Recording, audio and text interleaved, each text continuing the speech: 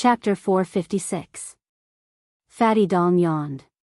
He was very familiar with digging holes for the border generals and not burying them. Maybe it would take a few years for them to realize what had happened. If they wanted to scold this sinister and cunning Fatty again, they would not have the heart to do so. However, Fatty Dong had always been honest with his wife. He explained, if Chongping was an official in the Southern Dynasty, it would be a good thing to be close to me. But if he went to the imperial tent and flirted with me again, His Majesty the Emperor wouldn't mind, but the Yelu and Murong families would gossip. It would not be a good thing after all. I might as well use a trick that could not fool the old fox but could fool many idiots. At least everyone's face would be okay. At the same time, I would let the North know that there was a young man in Flying Fox City who dared to compete with Fatty Dong. The position of Prince Chuan would be set in stone. You've been spoiled by your father. You don't like to use your brain and are much more stupid than her. Wife, don't glare at me. I know that your eyes are beautiful. Back then, I was mesmerized by your gaze and lost my soul. Besides, it's good to be stupid. Everyone is as smart as her. As her husband, I am tired. It's better to be stupid. Let me give you an example. Let me say this first. It's just a big example.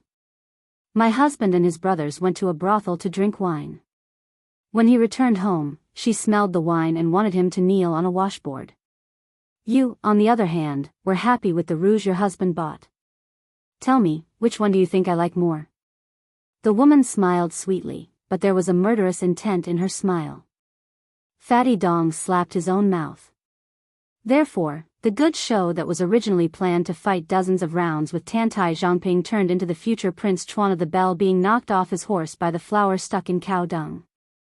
When Fatty Dong entered the city, he sighed and said, "I'm sorry, Brother Chongping. It's all your sister-in-law's fault for being in a bad mood." The woman's expression did not change at all. She asked softly, "Husband, how do we find your niece next?" Fatty Dong went out of the city gate. He used his hand to block the sunlight and said calmly, "Seal the city. Then scour the city. When you find me, you will leave the city." The woman said worriedly, "Husband, aren't you afraid of attracting criticism?" Fatty Dong curled his lips and sneered, "If anyone is not convinced, then come and argue with me. I will slowly reason with them. If I can't win, then I will crush them with my cavalry." The two bodyguards behind him were closer. When they heard the general's words, they smiled knowingly. That's right. Our General Dong didn't have any ink in his stomach, but he liked to pretend to be cultured and reasonable with others. Most of the time, when he couldn't argue with others, he would jump and curse. If he still couldn't vent his anger, he would get physical. The officials of the Southern Dynasty hated this shameless bastard. Especially during the Spring Festival, General Dong, whose calligraphy was distorted like an earthworm, still insisted on showing off his talent. He went through doors and shamelessly asked those Southern Dynasty mansions to hang the Spring Festival couplets he wrote. He knew nothing and made a fool of himself. Once, the supervisor and the observer of the Southern Dynasty played tricks. One said that the wind blew away the Spring Festival couplets, while the other said that the couplets were ruined by setting off firecrackers. In the end, the next day, Fatty Dong carried 2 Spring Festival couplets on his shoulders and went to hang them on the doors of 2 powerful military officials. He personally glued them with porridge and soup and said with a smile that this time the couplets wouldn't be blown away by the wind or blown away by the firecrackers. In the vast western capital, where there were as many influential officials as there were dogs, only General Huang Songpu dared to directly block this fatty outside the door. The gatekeeper pointed to a stone tablet at the door. It clearly stated that Dong Zhuo was not allowed to come within 50 steps of the mansion. In the northern Mang and southern dynasties, perhaps other than the border soldiers, only Great General Lu Gui was close to this repulsive fatty. In the end, Great General Lu Gui had the intention of betrothing his granddaughter to him 2 years ago, but the fatty used the fact that he had a fierce wife as an excuse. In the end, he married the mountain lord's only daughter a few days later. It was rumored that the old General Lu Gui was so furious that his hair stood on end, nearly donning his armor and mounting his horse to slaughter this black-bellied fatty. The woman said softly, "If you knew this would happen, why didn't you personally escort sister-in-law and niece to Lucheng?" Fatty Dong said gloomily, "That sister-in-law doesn't seem like a woman who can stay a widow for Brother Tao. I've never been close to her, so why would I want to see her? Right after Brother Tao died, she wrote to me to ask for a list of official titles for her son. I have a strange temper. If you ask for it, I won't give it to you. If you don't ask for it, I don't mind helping you pave the way. Brother Tao only has one son. If she raises him, sooner or later he'll become a playboy who eats, drinks, and plays. He's not promising at all. If it were up to me, he would have been thrown into my army. If he could survive and become a member of the crow's nest, he'd have your Uncle Dongzhuo's wealth, and he'd have a bright future. But would that woman be willing to do that? Wouldn't she be worried to death and stab me in the back? That nephew's temperament doesn't follow Brother Tao's, but his mother's. Therefore, I only like young man Wu. I, Dongzhuo, swore that I wouldn't visit old Corporal Wu until I became a first-class general or minister in Beimang. Fatty Dong snorted coldly, "As long as I find young man Wu, I'll make sure that my youngest daughter can live more freely than any princess or infanta. Whoever dares to bully her must be tired of living."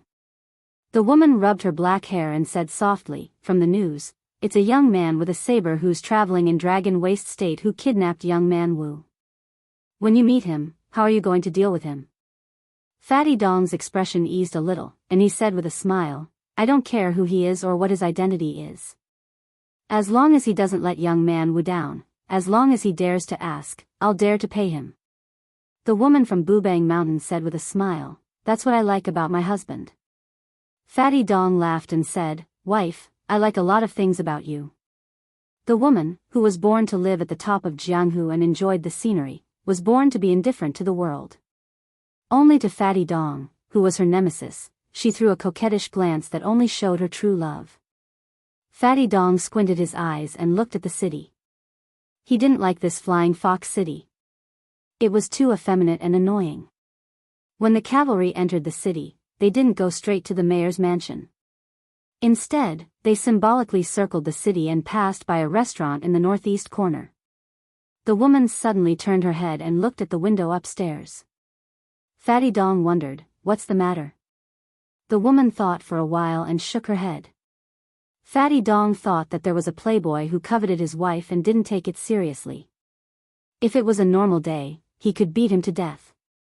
But now, he really didn't have the mood to do so. He only brought 100 cavalry, and he couldn't look for young man Wu all over the city like a headless fly. In the end, he still needed the help of the government.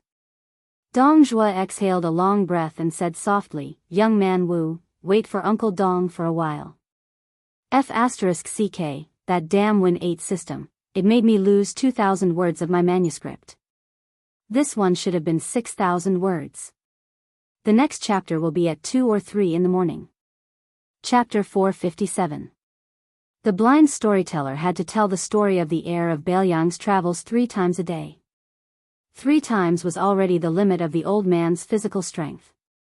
No matter how stubborn he was, he couldn't compete with the heavens. Maybe one day the heavens would be unhappy and take his life. Moreover, the storyteller could only move his lips and drink a few mouthfuls of wine to moisten his throat. His granddaughter, who played the pipa, had to suffer a lot. Her life was poor and she couldn't bear to spend money to use the peach rubber finger protector. After only one storytelling session, the little girl's 10 fingers were bruised and blue.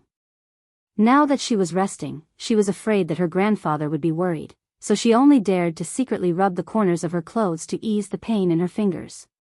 The shopkeeper of the tea house saw the second group of customers enter the tea house in high spirits. They sat behind the counter and happily sipped tea from the spout. Doing a small business related to eating was all about the flow of people. If the old customers didn't leave, the new customers wouldn't come. The shopkeeper subconsciously glanced at the customers at the table by the window and no longer paid attention to them. The old scholar seemed to have made up his mind to listen to another storytelling session. He tactfully asked for a pot of tea from the teahouse's waiter. He didn't drink much, but most of the tea was smeared on the table by him. The man with the sword didn't look sideways. He was like a clay bodhisattva in a small temple. His chi cultivation was first class. The old scholar smiled and said, "Xiaopu, want to drink a cup?" The middle-aged man shook his head and respectfully said, "I don't dare." The old scholar seemed to have heard the biggest joke in the world. He pointed at the junior and said, "Even Li Mibi dared to openly assassinate him. Is there anything in the world that you, son Xiaopu, don't dare to do?" The man with the sword didn't smile, nor did he know how to joke. He said seriously, "Then let's drink a cup." The old scholar shook his head and said, "I won't let you drink, you idiot." The old man rubbed his cheeks and said slowly, "I scolded old Li for having evil intentions and wanting to bring disaster to Beimang for 100 years. He scolded me for being pedantic and unworthy of being the emperor's teacher. These are all disputes in the court under the emperor's eyes. They are all on the table and can barely be called disputes between gentlemen. Xiaopu, don't go to Li Mibi's side in the future. A saber only has a single edge and its foundation is biased. Therefore, it is a sharp weapon for killing people. A sword, however, has two peaks and is neither biased nor biased. A gentleman entering the world to save people is the correct path of the sword.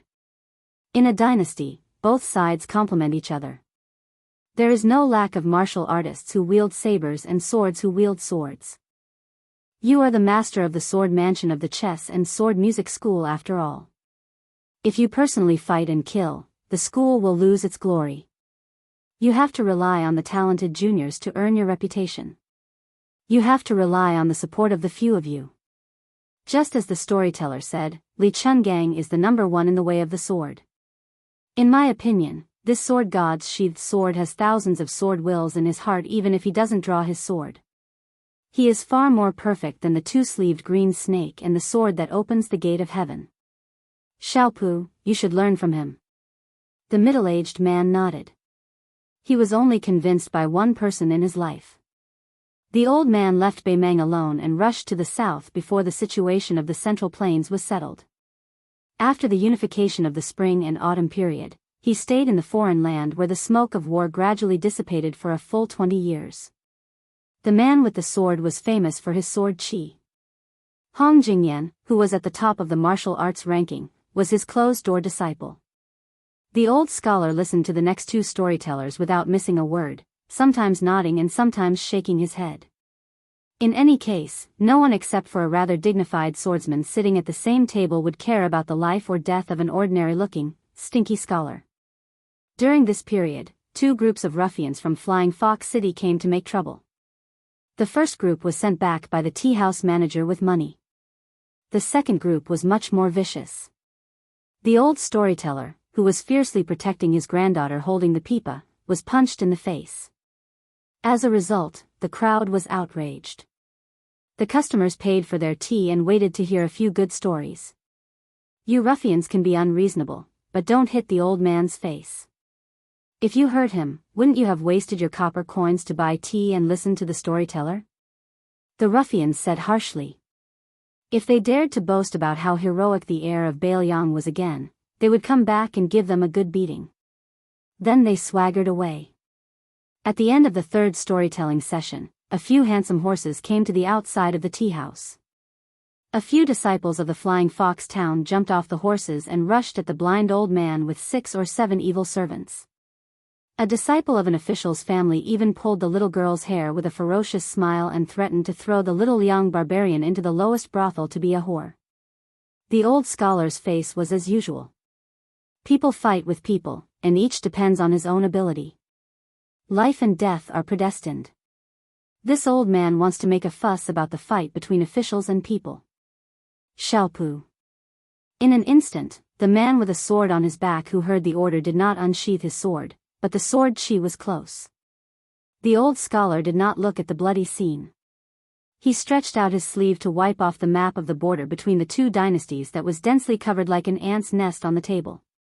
He whispered in a hoarse voice, "In the past 20 years, I have been a businessman who haggled over every penny, a farmer who lost his home, a night watchman, a henchman who buried himself in writing documents for the officials, a writer for the famous prostitutes in the brothel, an escort who traveled north and south, a writer for the famous scholars, a county magistrate in a small town, and so on. I have done all kinds of things. I have also traveled through the 9 kingdoms of the spring and autumn period. If I spend another 2 or 3 years traveling through the 8 provinces of Beimang, I can probably go to the imperial city and play a big chess game for His Majesty. The old scholar said flatly, Huang Sanja, you use the 9 kingdoms of the Central Plains as a chessboard, and I use the 2 dynasties to divide black and white. You are about to lose 1 rank. The old scholar suddenly laughed and said, you already have 1 foot in the coffin, yet you are still so focused on winning. It's not good. In the inn, Su Fengnian saw Tao Manwu, who had just stood on tiptoe to look outside the window, suddenly shrink back as if she had seen a ghost in broad daylight. She trotted to the bedside, took off her boots, and jumped to his side. She hugged the strange box with a complicated expression on her little face. Su Fengnian joked, what? You didn't really see your Uncle Dong, did you? That doesn't make sense. If it were me, I would have already shouted and jumped down the stairs. The little girl raised the box in her hand and tilted her head. She said timidly and seriously, if the little spiders in the box spin a web tomorrow, you have to promise me 1 thing, okay? Su Fengnian bluntly refused, do you think I am stupid? If you want me to meet your Uncle Dong who has outstanding military achievements, or if you want me to carry that money bag in the future, do you think I will agree? The little girl was still holding the small wooden box, about to cry. Su Fengnian said angrily, go away, don't try to seduce me. There really isn't such a beautiful girl in the world. After hesitating for a moment, Su Fengnian said self-mockingly, even if there is, it is not a silly girl like you who is only 4, 5, 6, or 7 years old. Su Fengnian wanted to get out of bed to see what was going on, but he found that she was tugging on his sleeve. He looked down and saw that the little girl's eyes were wet, as if a flood was about to burst out of a dam. Su Fengnian had a keen sense of hearing. Naturally, he could tell that it was the movement of 100 elite cavalries crossing the street outside the building. There were very few people in the Flying Fox City who were qualified to make such a big move. Tantai Zhangping was one of them. However, the eldest son of the city's official had always been reserved, so he would not bring an army to the northeast corner of the city to show off. Connecting this to Tao Manwu's strange expression, the truth was revealed. She was just an ignorant little girl who had only known each other for less than a month, so what kind of unforgettable feelings could there be? Su Fengnian felt like she would just suffer a bit of pain for a while. Once she saw that Uncle Dong who had a meteoric rise in northern Mang's political arena, it wouldn't take long for her to forget about him. Just how many oaths of undying love and undying love were nothing more than this? In reality, the 2 of them were entangled in gratitude and grudges, 1 big and 1 small. This kind of affection couldn't withstand a few blows of wind and rain. Chapter 458. Su Fengnian did not expose the truth that was close to the truth. He said softly, I intend to entrust you to Tantai Chang'an. Later, I will ask shopkeeper's son to take you to the bottle alley. Stay in Shi first. After that, you can tell the second son of the city overseer to come to the restaurant for a meal. It was hard to tell whether the second son of the city overseer was a loser or not. However, according to Tantai Chang'an's temperament, he would probably treat a little girl who could not cause any trouble well. Of course, this was not a foolproof plan. However, Su Fengnian could only do this because of the situation. As for whether Tao Manwu would reveal his identity or give Tantai Chang'an to Fatty Dong after getting along for a period of time, it would be a good thing for the city overseer's mansion and the little girl.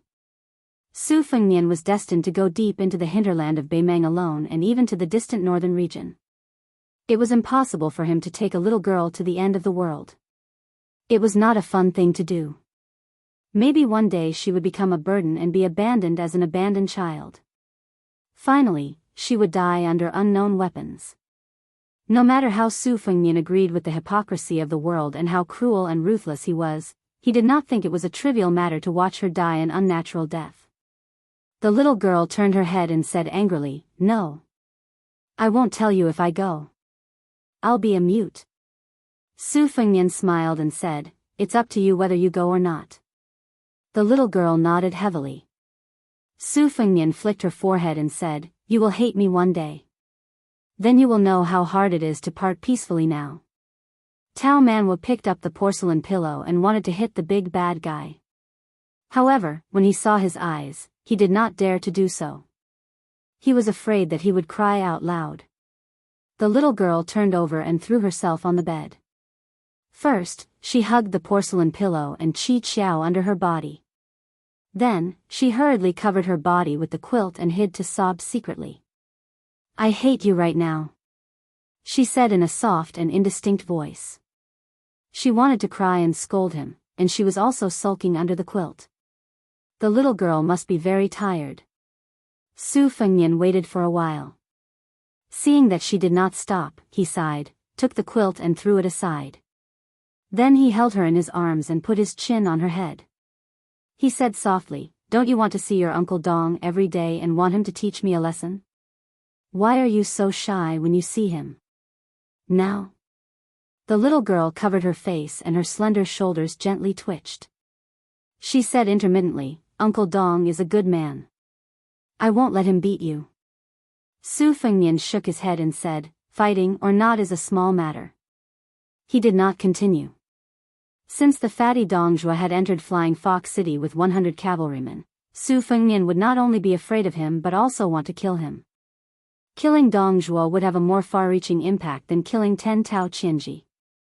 However, since the fatty was an important minister of the Southern Dynasty, Su Fengnian was not interested in whether the little spider in the little girl's Qi Qiao box spun a web. However, the Beimang spider web behind the fatty was very likely to slowly spread out inside and outside Flying Fox City. Su Fengnian wanted to kill a popular military official who must be protected by men of sacrifice and retreat successfully. Without the Finger Mystery Realm, it was impossible for him to succeed. Thinking of this, Su Fengnian felt a little guilty. What did the little girl do in her last life to meet him in this life? Tao Manwu said softly, "My father said that if a deserter on the battlefield, he would be beheaded." Su Fengnian pinched her cheek and spat, "Don't say such unlucky things." After a long silence, Tao Manwu cried until she had no strength left. She clutched the sleeves of the big bad guy, afraid that he would leave. Su Fengnian looked at the bag of money on the table and said while rubbing his forehead, "Okay, okay, okay. I owe you this. Our Taozi is so beautiful. Maybe she will be kidnapped by a scoundrel and become his wife. I don't feel at ease. Let's make a deal first. I will send you to Uncle Dong's place." Outside the courier station in Flying Fox City, Dongjua, who had just rested for a short time, ran out with his eyes wide open. He was surprised and stunned. He had searched high and low for something, but found it without any effort. This general, who had been sealed by the city overseer, saw a funny scene. A young man holding his little niece's hand with one hand and an inferior horse with the other hand appeared in front of him unexpectedly and unreasonably. Young Man Wu was carrying a heavy bag and holding a porcelain pillow with one hand. She bit her lips and looked very wronged.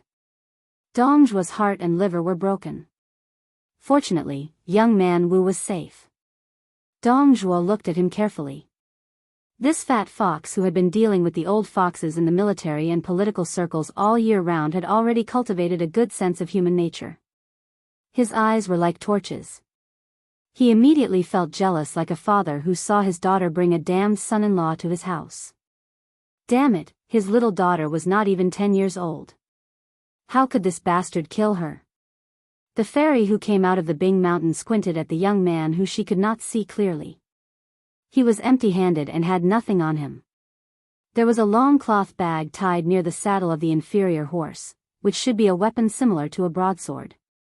The more she could not figure out, the more she dared not take it lightly. Her family was well learned, her martial arts were good, and her eyesight was superb. She was not sure whether this calm young man was at level 3 or level 2. But when she saw her husband's embarrassed look, she felt relieved. She had seen her husband bully others many times, but this was the first time. Since this uninvited guest dared to bring young Man Wu here, unless he was a reckless and lousy assassin like a moth darting into the flame, he was most likely a guest and not an enemy. She could not keep a straight face. After marrying into the Dong family, she had always kept in mind her mother's advice on the mountain. In addition to knowing how to turn a blind eye, she must make her husband proud. This was a smart woman. Tao Manuel looked back 3 times with every step. Su Fengnian turned over and mounted the horse. Fatty Dong laughed and said, "This hero who did a good deed without leaving his name, is he going out of the city?" Su Fengnian smiled and nodded. Fatty Dong rubbed his hands and said, "If there is something that is hard to say, it is not Dongjua who is boasting. As long as it is not a big crime of rebellion, I can help you to intercede. If you don't like Dongjua's reputation, it is not a problem. Dongjua will remember today's kindness for the rest of his life." Seeing this young man slowly turn the horse's head, it seemed that he was determined to go out of the city. Dongjua did not bother to be polite and said loudly, "Go to the city gate and pass a message. Open the city gate and let them go." Watching the man and the horse go away, Fatty Dong ran to Tao Manuel with a funny posture. Because he was too tall and burly, he simply knelt down and hugged the little girl. His wife wanted to say something but stopped. Dongjua picked up young Manuel and put him on his shoulder to sit. He turned around and said with a smile, "I know what you want to say." Such a person left as he pleased. Of course, I am very vigilant. However, it is better to do less immoral things like repaying kindness with evil. I have done enough shameful things in my life. If I give birth to a son who doesn't have a penis, who can I complain to? You 2 wives will beat me up from 200 pounds to 100 pounds. Do you think it is easy for me to gain a pound of flesh? The woman smiled gracefully. The young man was generous, but compared to her, a narrow-minded man, he was still thousands of miles away. Dongjua looked around and his eyes suddenly turned cold. He said gloomily, "Everyone, I have said that I will let them go, so I will let them go. You are watching me. I am in the wrong to bring my private army out of Gusai State. Moreover, I have my wife to comfort me along the way. I will bear with it. If you dare to trip that person up and do something unnecessary, don't blame me, Dongjua, for being narrow-minded. I will even dig up the graves of your ancestors." After he finished speaking, Fat Man Dong asked in a soft voice, "Wife, is it appropriate to use superfluous words like drawing legs on a snake here?" The woman was used to it. She nodded and said, "It's okay." Almost at the same time, Su Fengnian and Dongjua, these 2 men, turned their heads and looked at each other from a distance. If they met again, they did not know what kind of status they would have when they looked at each other.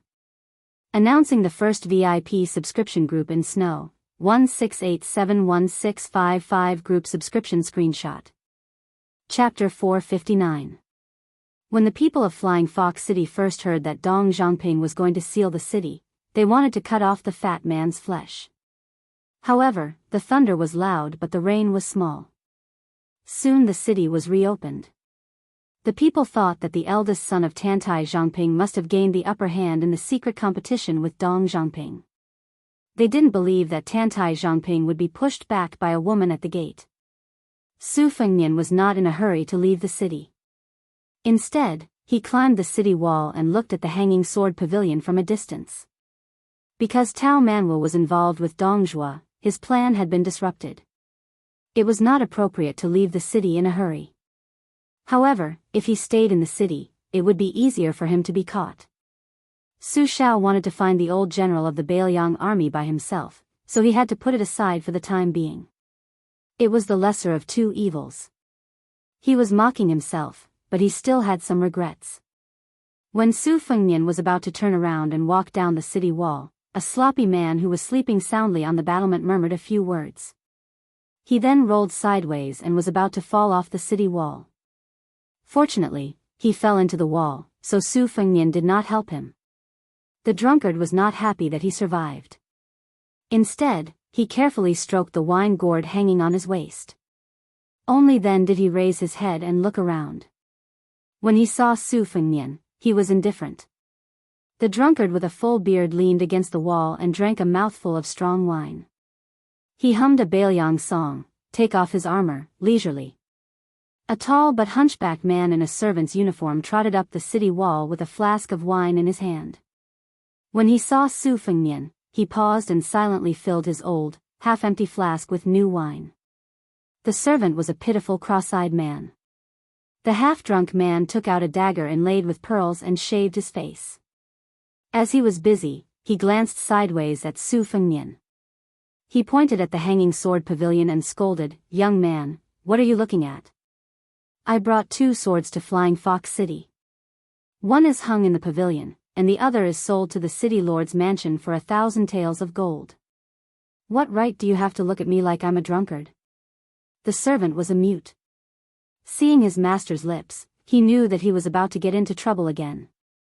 He hurriedly turned to Su Fengnian to apologize. Su Fengnian smiled and waited for the drunkard to shave off his beard. He narrowed his eyes. No wonder he could sleep on the top of Fong Fong Lu for so many years when he was selling swords and painting. If his clothes were clean and tidy, he must have been a romantic and elegant man. There must be something wrong. Su Fengnian's expression was the same as usual. He leisurely looked at the top scorer of the brothel who could make such a beautiful girl unable to forget him. The drunkard took back his dagger and sighed. "I didn't let down the painting, but the painting misled me." He drank another mouthful of wine. Su Fengnian was not in the mood to beat around the bush. He asked directly, "Are you waiting for me?" The drunkard glanced at the servant as if he had heard a joke. He laughed and said, "Kid, you're talking big. I'm sleeping here comfortably. It's more like you're looking for me." Su Fengnian was desperate. He said calmly, "Someone asked me to pass a message. If you can understand it, then forget it. If you don't, then take it as a drunkard's words. They can go in one ear and out the other. Since he's a pawn you brought out, you have to go back and clean up his mess." The man who was still handsome after shaving rolled his eyes and said, "Is there something wrong with your head? When did I not clean up my mess after taking a dump? Get lost, get lost. If you don't get lost, I still have my swordsmanship. I'll take out the torch dragon hanging in the sword pavilion and send you to hell." Su Fengnian had checked the flow of qi. Neither the master nor the servant could be called a hermit master. The drunkard was barely above ordinary people. As for the cross-eyed servant, he was slightly inferior to ordinary people. Su Fengnian walked down the city wall with a smile. He took the inferior horse and left Flying Fox City. He looked back. There was no drunkard. There was only the cross-eyed servant standing there with a hunched back. The drunkard, who had been sitting on the ground and leaning against the wall, wiped the stubble on his cheeks and muttered to himself. Seeing that there was no response, he looked up and saw the servant standing there silently. The drunkard said self-deprecatingly, "I forgot that you're deaf and mute. When I was chased by my enemies, I ran north and fled to the border. If you didn't have some money, I wouldn't be willing to call you master and servant." The drunkard asked lazily, "Why do you want me to sleep on the city wall today?" A hoarse voice sounded, "Even a cripple like me can sense the sword energy approaching. There's a swordsman in Beimang who has such a sword realm. He must be someone like the headmaster of the chess and sword music school." The drunkard was so scared that his hands and feet trembled. He asked dumbfoundedly, "You can talk?" The hunched servant was still looking into the distance. He reached out to touch his face and said calmly, "It's just a self-sealing acupoint. It's the best withered sword technique of the Wu family. Years ago, I had a sword competition with Li Chungang. Then, I was disheartened that the general didn't want to be the emperor. So, I practiced the withered sword in peace. My ancestor once defeated 10,000 cavalry with 9 swords. 4 broken swords were left in Beimang. So, I thought of coming here to take a look. Otherwise, with your mediocre swordsmanship, how could you pick up a fish spear and a torch dragon? Do you think famous swords are copper coins? You can pick up a few in the downtown area?" The drunkard asked in a trembling voice, "Who are you?" The servant's fingernails drew blood on his face. He seemed to hate this face and said slowly, the withered sword is emotionless. Wu Su was tainted by love. Even if she pretended to enter the secular world, her sword intent was not pure. She was an immortal on Earth in the palace back then, but it was only a fake realm. It was just an illusion. Otherwise, how could she fall ill? Consort of the king of Bailiang? My sister. My biological sister. However, I have never been close to her since I was young. Our relationship is even worse than her relationship with Dong Tai, who lived on Sword Mountain. Just like Qin Jibao and me, His Royal Highness is much better than that nephew of mine. However, no matter how close we are, our blood relationship cannot be denied. All these years, I have been waiting for the general. I never thought that my nephew would come to Flying Fox City. General, you moved me with emotion and reason. But don't you know that I, Wu Qi, am the most emotionless and unreasonable person in my life? How do you know that Qin Jibao has never come to find me? It's too late. You, don't kill me. I won't say anything. There are so many romantic people, but they all die because of romantic people. On this day, the top scholar died drunk in Sword Pavilion. All the brothels in the city mourned and paid for the burial of this legendary man who made countless girls fall in love with him. Those middle-aged women whose children had already grown up were secretly grieving. To the north of Bailiang was Baimang. Bailiang was desolate, but its heart was not cold. In the past few years, the battles in Liangmang had not been as grand. Most of the battles were between small groups of roaming cavalry. Bailiang's crossbowmen had become the most coveted type of soldier. To be able to cut off a few heads and hang them on the side of the saddle, even the old soldiers would be envious. Not to mention the hot-blooded new soldiers. This was a real meritorious service and could not be faked. Those rich playboys on the Eastern Front might even kill civilians and pass them off as Baimang barbarians. Bailiang's military law was strict, so they would not dare to do such a thing. One day, a group of Bailiang's crossbowmen went deep into the Baimang's territory and met with more than 20 strong and healthy Baimang barbarians on a narrow path. After a fierce battle, both sides suffered losses. After checking the corpses, they found out that they were Crow barbarians under Dongzhuo's command. This made the ordinary crossbowman, Li Hanlin, whose face was covered in blood, cry out in joy, but he also felt some lingering fear. Bailiang's military system consisted of 10 to 50 men. To be able to be a crossbowman's commander was more qualified than a general in the military. Li Hanlin's commander was an old and steady burly man. He wore light armor and his horsemanship was superb. Not only did he have extraordinary strength, he could also draw a bow with both hands and shoot. However, no matter how calm he was, whenever he saw a Baimang person, his eyes would turn red. He had broken many military rules and had been demoted several times. Otherwise, he would have become a general long ago. He was a man of few words, but every time his subordinates mentioned the incident where he was personally whipped by the general, the middle-aged man would grin. Li Hanlin and the other crossbowmen all knew that this was the commander's weakness. If they made a mistake, as long as they repeated this, the commander would be happy and soft-hearted. Li Hanlin rode on a horse with a deep wound on his arm. A Baimang barbarian's head was tied to his buttocks. Blood flowed down the side of the horse's back. In this small-scale battle, they had lost 3 men and completely wiped out the enemy. The 3 corpses of their comrades were hung on the backs of the marksman and 2 deputy marksmen's horses. This was an unshakable rule in the army.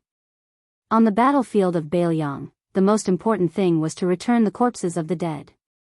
As long as there was still a breath left in them, they had to return with their fallen comrades as long as it didn't affect the important military affairs. Li Hanlin glanced at the new recruit beside him and had a whole new level of respect for him. This guy was called Lu Do, a weird-looking man with double pupils.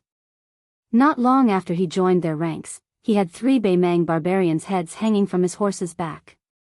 One could imagine how powerful he was. Originally, the crossbowmen led by Li Hanlin didn't like this bad-tempered new recruit. However, after fighting side by side with him, even the one behind him who had beaten and scolded Lu Do, Li October, had to admit that he was wrong. This old man with the surname Li was a third-rank general in Bailiang. In the whole of Bailiang, he could be considered to be someone who could do whatever he wanted. His parents and uncles were all illiterate. When he was born, his parents made a big fuss over his name. They invited countless famous scholars, but none of them were satisfied with his name. Later, the old man slapped his thigh and said that he should be called Lu Do since he was born in Bailiang. As a result, the entire illiterate family didn't have any objections. The scholars who helped him with the name were all silent. Chapter 460. Most of the crossbowmen in Li Hanlan's team were young masters like Octoberly, although most of them were not as prominent as Octoberly, but they were not willing to talk about the glory of their father's family, so Octoberly became an isolated outlier and was very unlikable. When Lu Do, a commoner from a concubine family, entered the team, he had a conflict with Octoberly on the same day. At that time, Li Hanlan and the others were indifferent and did not take sides with either side. When they saw Lu Do's cowardly attitude, they rolled their eyes and thought that no matter how useless he was to become a crossbowman, he should at least have some backbone. Unexpectedly, when he fought with the crows, who had long been famous for their fierceness, with real swords and spears, Lu Do, a taciturn man, killed 3 crows without saying a word and even blocked a tricky arrow for Octoberly. Li Hanlan also had a higher opinion of Octoberly. Although Octoberly still had some of his foppish habits, it was not too much. Compared to the descendants of the Northern Liang generals who did not even dare to enter the Northern Liang army, let alone become crossbowmen, Octoberly was really 1,000 times more promising. At this time, Octoberly was joking with the crossbowmen, saying that when he was young, he always fought with his brothers at home.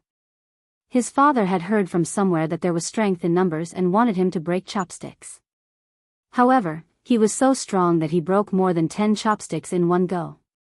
His father, who could not explain the reason, was so angry that he invited a real martial arts instructor instead of making him play with words. Li Hanlan thought that Octoberly was really lucky. At this time, Octoberly was joking with the crossbowmen, saying that he always fought with his brothers when he was young. Li Hanlan was amused when he heard Li October say that making him study was worse than being stabbed. He felt the same way and his mood became better. When Brother Fong said that he should join the army, it was indeed a good thing. However, this good brother of His Royal Highness probably did not expect that he would become a crossbowman. Li October rode up from behind and said with a smile, "Brother Hanlan, can I borrow the barbarian's head when we enter the city?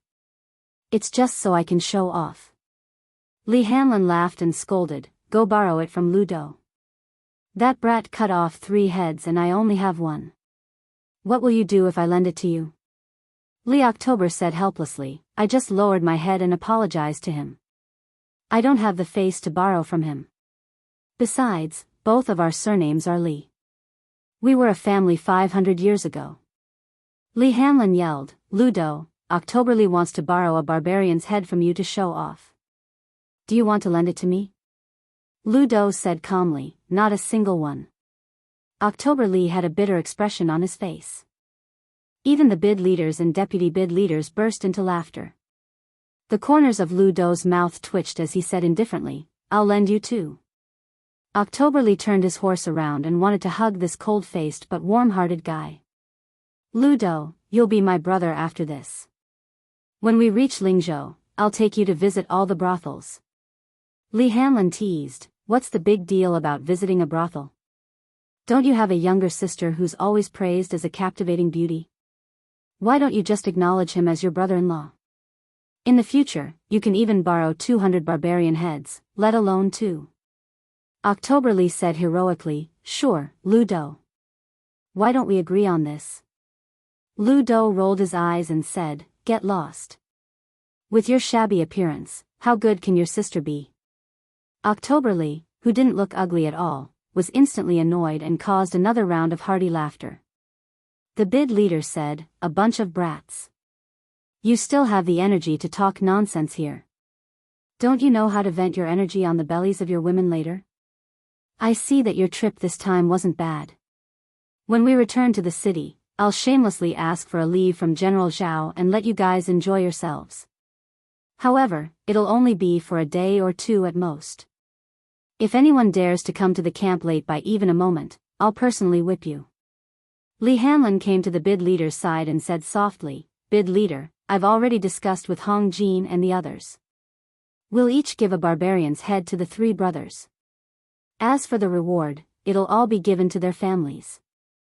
The bid leader frowned and said, "It's a serious crime to give away military merits without authorization. Li Hanlin, I know your background isn't ordinary and isn't inferior to October Li and the others. However, if the higher-ups find out about this, the military law will be like a mountain. A happy occasion will become a disaster. Do you really dare?" Li Hanlin said with a mischievous smile, "Back then, Chief Biao dared to stab a northern Mang general to death with a single blade. Just how heroic was that? We are all pawns you brought out, so why wouldn't we dare?" The bid leader cursed and said with a gratified smile, "You guys don't need to get involved. I've already discussed this with the two deputy bids. You guys have no part in this. You just need to focus on killing the enemy and accumulating military merits. Since you've entered our ranks, I and the two deputy bids have no reason to treat you unfairly. In the Baoyang army, a day's worth of comrades, a lifetime's worth of brothers. On Mount Wudong, the morning bell rang. On the summit of the 81 peaks, in the square in front of the main peak's Taoist temple. When Marshal Grand Uncle Qing became the chief, he was the one who led the practice. However, the chief was no longer in this world. Someone else was in charge of the practice, but he was just as young. Li Yufu was only one generation younger than the chief Hong, but he was even younger. The summit was filled with smoke. Hundreds of Wudang Taoists practiced together. Their robes fluttered in the wind and clouds surged. The 108 styles created by the young chief were simplified into 72 styles by Marshal Grand Uncle Li Yufu. Not only did they not lose the essence of Taoism, but they also became more complete. Even a Taoist child who just came up the mountain could do the same without any difficulty. After Wudang closed the mountain, only pilgrims were allowed to enter the mountain to burn incense. The Taoist temple on the mountain didn't care about the height of the peak. The Taoists on the mountain didn't care about their seniority. As long as they were willing, they could practice with Li Yufu twice a day. Those who arrived early could stand in the front row. Senior Marshal Grand Uncle Song Jiming and Yu Xingrui could casually stand in the back row if they arrived later. Regardless of wind and rain, they practiced on the summit for a day without rest. After the practice, Li Yufu and some young Taoists patiently explained their doubts. Master Yu Xingrui, who had been quietly waiting, walked to the little lotus peak and came to the tortoise camel tablet. The old Taoist whose inner strength was only inferior to big senior martial brother Wang Zhonglo said with emotion, "Yufu, do you blame your martial grand uncle Hong for not leaving ancestor Lu's sword to you but giving it to the outsider Qi Xianxia? And this person is a Taoist from the Taoist mansion of Dragon Tiger Mountain." Li Yufu put his hands in the cuffs of his Taoist robe and smiled. "When Marshal Grand Uncle taught me this set of boxing, he had already made it clear that he would give ancestor Lu's sword to Dragon Tiger Mountain's Qi Xianxia. He also asked me if I had any worries." Yufu didn't dare to lie, so I told him the truth. Marshal Grand Uncle said that if you were not convinced, then you could go to Qi Xianxia and ask for it back if you were to surpass Marshal Grand Uncle Wang. But I'll tell you in advance that I'll practice swordsmanship halfway, but if I don't have any achievements in the future, you can't laugh at me. Yu Xingrui walked to the edge of the cliff and stepped on the soft soil. He smiled and said, "If you don't succeed in practicing swordsmanship, you can't let us laugh at you, can we?" Back then, except for the eldest senior brother who cultivated the big yellow court and Wang Xiaoping who practiced the silent sword, the rest of us were useless. The only fun we had was to laugh at your martial grand uncle. When we found out that he was reading the forbidden book, we laughed and scolded him. When he dozed off while riding the green ox, we scolded him with a few words of wisdom. Thinking of the red clothes he wore in his youth, we laughed and mocked him. Today, it was not good to go down the mountain for fortune-telling. We old men couldn't help laughing again. In fact, as time went on, your martial grand uncle and I felt that it was better not to go down the mountain. What's the point of going down the mountain after becoming the best in the world? But in the end, your martial grand uncle still went down the mountain. Yu Xingrui sighed and said in a low voice, riding an ox and reading Taoist books, rowing a waterfall with peach trees, watching the clouds rise and fall among the peaks, let nature take its course. This should be your martial grand uncle's way of heaven. But riding a crane down the mountain, cutting fate with a sword, and letting a woman ascend, how can he let nature take its course? If I was there at that time, I would have pulled his ear and scolded him. We old men are not regretting whether Wudang will prosper or not, we just feel sorry for him. Li Yufu murmured, a white-haired person sending off a black-haired person. Yu Xingrui sighed heavily and said with a smile, so you don't have to torment yourself anymore, and don't have any burden. Regarding the matter of Sect Master's junior brother, don't look at how those martial uncles appear to be calm and collected these days. I reckon that they were all in a daze when they were eating. Fortunately, my junior brother Wang wasn't on the mountain. Otherwise, there's an 80 to 90% chance that he would have made a move to stop Shi Xiang's flying sword from opening the heavenly court. And your martial grand-uncle Song, he can't calm down to practice alchemy for a year. He is very worried. Li Yufu asked softly, is the sect leader the reincarnation of ancestor Lu and also the reincarnation of Qi Xuanjun? Yu Xingrui smiled, it's probably true. Who cares? Yu Xingrui patted the shoulder of this disciple who personally came from Donghai to Wudang Mountain and said softly, you have the temperament of the sect leader. It's a blessing to be able to eat and sleep. Li Yufu scratched his head and said awkwardly, when His Royal Highness came up the mountain, sect leader could still suppress this young master. I'm afraid I could only be beaten. Yu Xingrui laughed and said, don't listen to the nonsense of those little Taoists. Your uncle master was also beaten and scolded by the crown prince. When the crown prince went up the mountain to practice his saber skills, your uncle master was bullied quite a bit. Luckily, he was able to find joy in his suffering. The few of us were just gloating. Li Yufu was stunned. Yu Xingrui pointed to the scenery outside the peak and smiled sincerely. The sect leader's junior brother stepped into celestial phenomenon here, and also became an earth immortal here. It's just a matter of one step. Li Yufu came back to his senses and said softly, it seems like one step, but it's already thousands of steps. Chapter 461. Yu Xingrui nodded, that's right. When you are wholeheartedly seeking Tao, you don't know how many steps you've taken. Only when you forget yourself can you have the opportunity to step into Tao. As for how to forget yourself, Master is inflexible and inflexible. He doesn't dare to mislead others, but at least he knows one thing. He works hard every day, but he doesn't forget to calculate how many steps he has taken. This is also where junior brother is wiser than us. I don't seek Tao, but Tao comes naturally. Li Yufu nodded, Tao can't be Tao. Wonderful beyond words. Yu Xingrui slowly left the top of Little Lotus Peak. He glanced back at his disciple who was talking to the green ox and smiled. Since junior brother was Lu Zhu, his last words were equivalent to Lu Zhu's own words. When Wudang thrives, Yu Fu thrives. Jing and Palace. It was said that Princess Pei was focused on meditation and didn't show up for a long time. The already deserted palace became even more desolate. The sky was cloudy but not rainy. It was cold but not cold, as if a woman wanted to say something. The king of Jing and Zhaohang, who spent half his life in the capital and half in Xiangfan, sat under the eaves of the temple, gently twirling a string of agarwood prayer beads wrapped around his hand. There was only one person sitting opposite to this great vassal king. It was Lu Su, the young and blind zither player who stabbed himself in the eyes to end his career.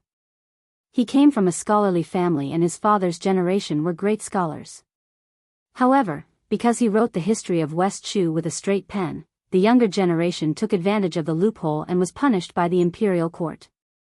For 10 years, he played the zither for a famous prostitute in a brothel to make a living. For 10 years, he made a living by gambling in Yongzi Alley. Somehow, his luck changed. Not only did he enter Jing and Palace, but he also became an important advisor of the father and son. Even today, the young people who were brought into the imperial family from Yongzi Alley still felt like it was a lifetime ago. As the saying goes, a carp jumps over the dragon gate. Thousands of carps fight until their heads bleed, but how many can jump over the dragon gate? Lu Su, who was a criminal, was favored by the king of Jing, Zhao Heng. It was really unexpected. Zhao Heng closed his eyes and turned the prayer beads on his horse to calm his mind. He asked indifferently, Lu Su, do you know why I did not allow you to enter the capital with shower? The blind young man shook his head. I don't know. King of Jing opened his eyes and looked at the dusky sky. He laughed and said, these days I made you conceal your surname and identity and move you around to become a low-ranking government official. Have you ever complained? Lu Su shook his head and smiled. Lu Su is very content. Zhao Heng turned his head to look at the young scholar. You've come up with 2 strategies and 13 strategies. You're determined to pacify the world for the emperor. The first strategy is to establish the crown prince, the temple oracle, and the removal of the feudal vassals. Shang-er was trembling with fear and was forced by me to bring him to the capital to meet a stranger, incurring the wrath of the emperor. The second strategy is a total of 10 strategies. It only talks about the strategy of using troops to deal with Beimang. The first is to talk about the 2 surnames of Beimang and the 2 dynasties in the north and south. The second is to predict the intention of Beimang to divide their troops. The third is to talk about how to deal with the enemy's attack. The fourth is to prepare horses for the border. The fifth is to mobilize troops and generals. The sixth is to talk about Tu Liao, the seventh is to reconcile with Qin, the eighth is to give away fortune, the ninth is to reclaim Longyao Prefecture, and the 10th is to eliminate Beimang. The emperor was furious again. However, Shang-er sent a secret letter back to Xiangfan, saying that even Zhang Julu and Gu Jiantang attached great importance to it. Even the Old West Chu's Grand Preceptor, who usually didn't like to praise others, said a few good words in the imperial court. Of these 3 people, Zhang Julu chose to give away fortune to promote righteousness, to pave the way for his own political reform. Gu Jiantang favored the 9th strategy of reclaiming Longyao Prefecture greatly. Meanwhile, Sun Shiji, who was in charge of the province under the sect, even more so accepted the 2 strategies and 13 strategies. Once he praised the 2 strategies, these fellows standing in the main hall all felt ashamed of their inferiority, calling my impostor Shang-er a great talent in managing the world and helping the people, not the least bit inferior to Grand Secretary Zhang. Zhang Julu was unexpectedly not the least bit angry. Xiao Yan's words were not only not inferior, it was already difficult for him to look up to him. Only then did he suppress the anger on His Majesty's face.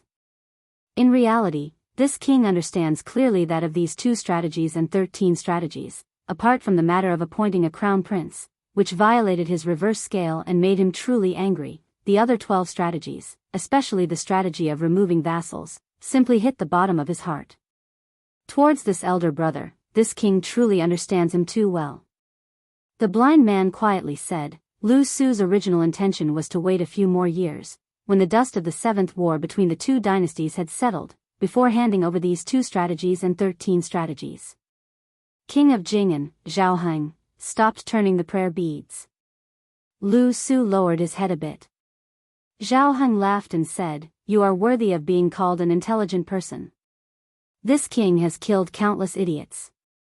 In this lifetime, only you and a youngster were able to see that this king would press the prayer beads before killing people.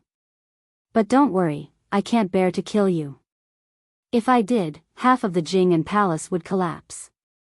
This time, my killing intent surged only because of my gloomy nature. I don't really want to kill you. This king can't wait until the 7th war is over. He is afraid that he will lose the bet. Lu Su, you are a smart person. Can you guess the meaning of this king's words? Lu Suan clenched his teeth, got up and knelt down. He said in a low voice, if our dynasty loses, the 13 strategies can still benefit Jing and palace. But if we win, they will become 2 pieces of useless paper. In this way, His Royal Highness will have no chance of being passed down from generation to generation.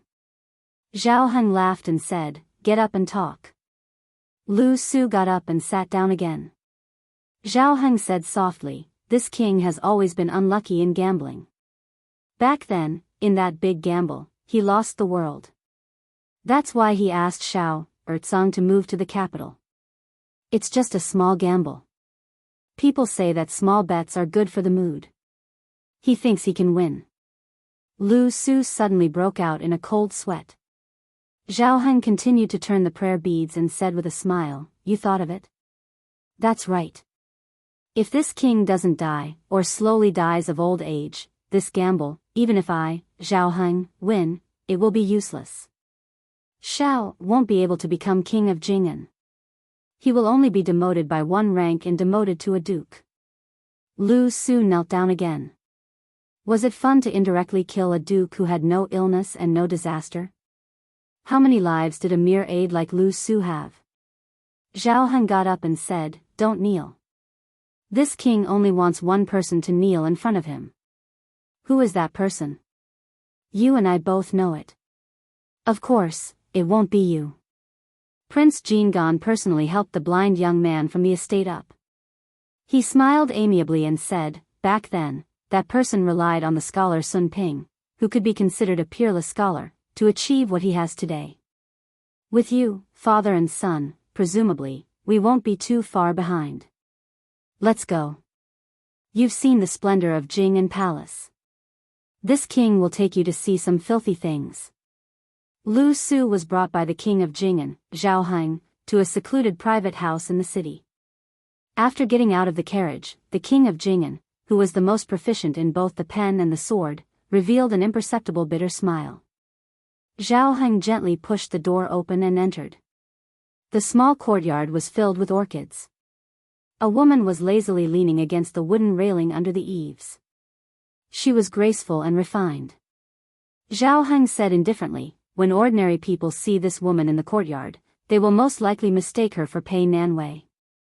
When Lu Su heard this, he was stunned for a moment. After confirming that the woman in the courtyard was not the Princess Jing'an, Pei Nanwei, he was shocked by Crown Prince Zhao Sun's rebellious behavior. For someone as rich as His Royal Highness, it was normal for him to keep a mistress in a golden house. Even if he had a crown prince consort and kept a beautiful woman, no one would see it as rebellious. However, when this woman looked too much like a crown prince consort, it was somewhat shocking. Lu Su immediately understood why the king of Jing'an, Zhao Heng, would say that it was a filthy thing. He looked down and no longer looked at the beautiful woman who was in a daze. The woman finally woke up. When she saw Zhao Heng, who looked 70 to 80% similar to Zhao Heng, she immediately knelt down. Her delicate body trembled and she couldn't say a word. Zhao Heng slowly walked to her side and reached out to hold a string of wind chimes under the eaves. He didn't say anything. The woman's face was covered in tears. After trembling for a long time, she raised her head and bit her lip until it bled. She said, "I'm not afraid of death, but I beg the king of Jing'an not to punish His Royal Highness." Zhao Heng released the wind chimes and gently flicked them. They jingled. He didn't lower his head to look at the woman who was crawling on the floor. He sneered softly, "Are you worthy of speaking to this king?" The woman lowered her head and tears streamed down her face. The king of Jing'an listened to the sound of the wind chimes and slowly said, "This king already knew from the first day you stepped into the courtyard. However, this scandal is nothing to this king. Su-er didn't cross the line." The woman was still trembling like a delicate orchid in the wind and rain.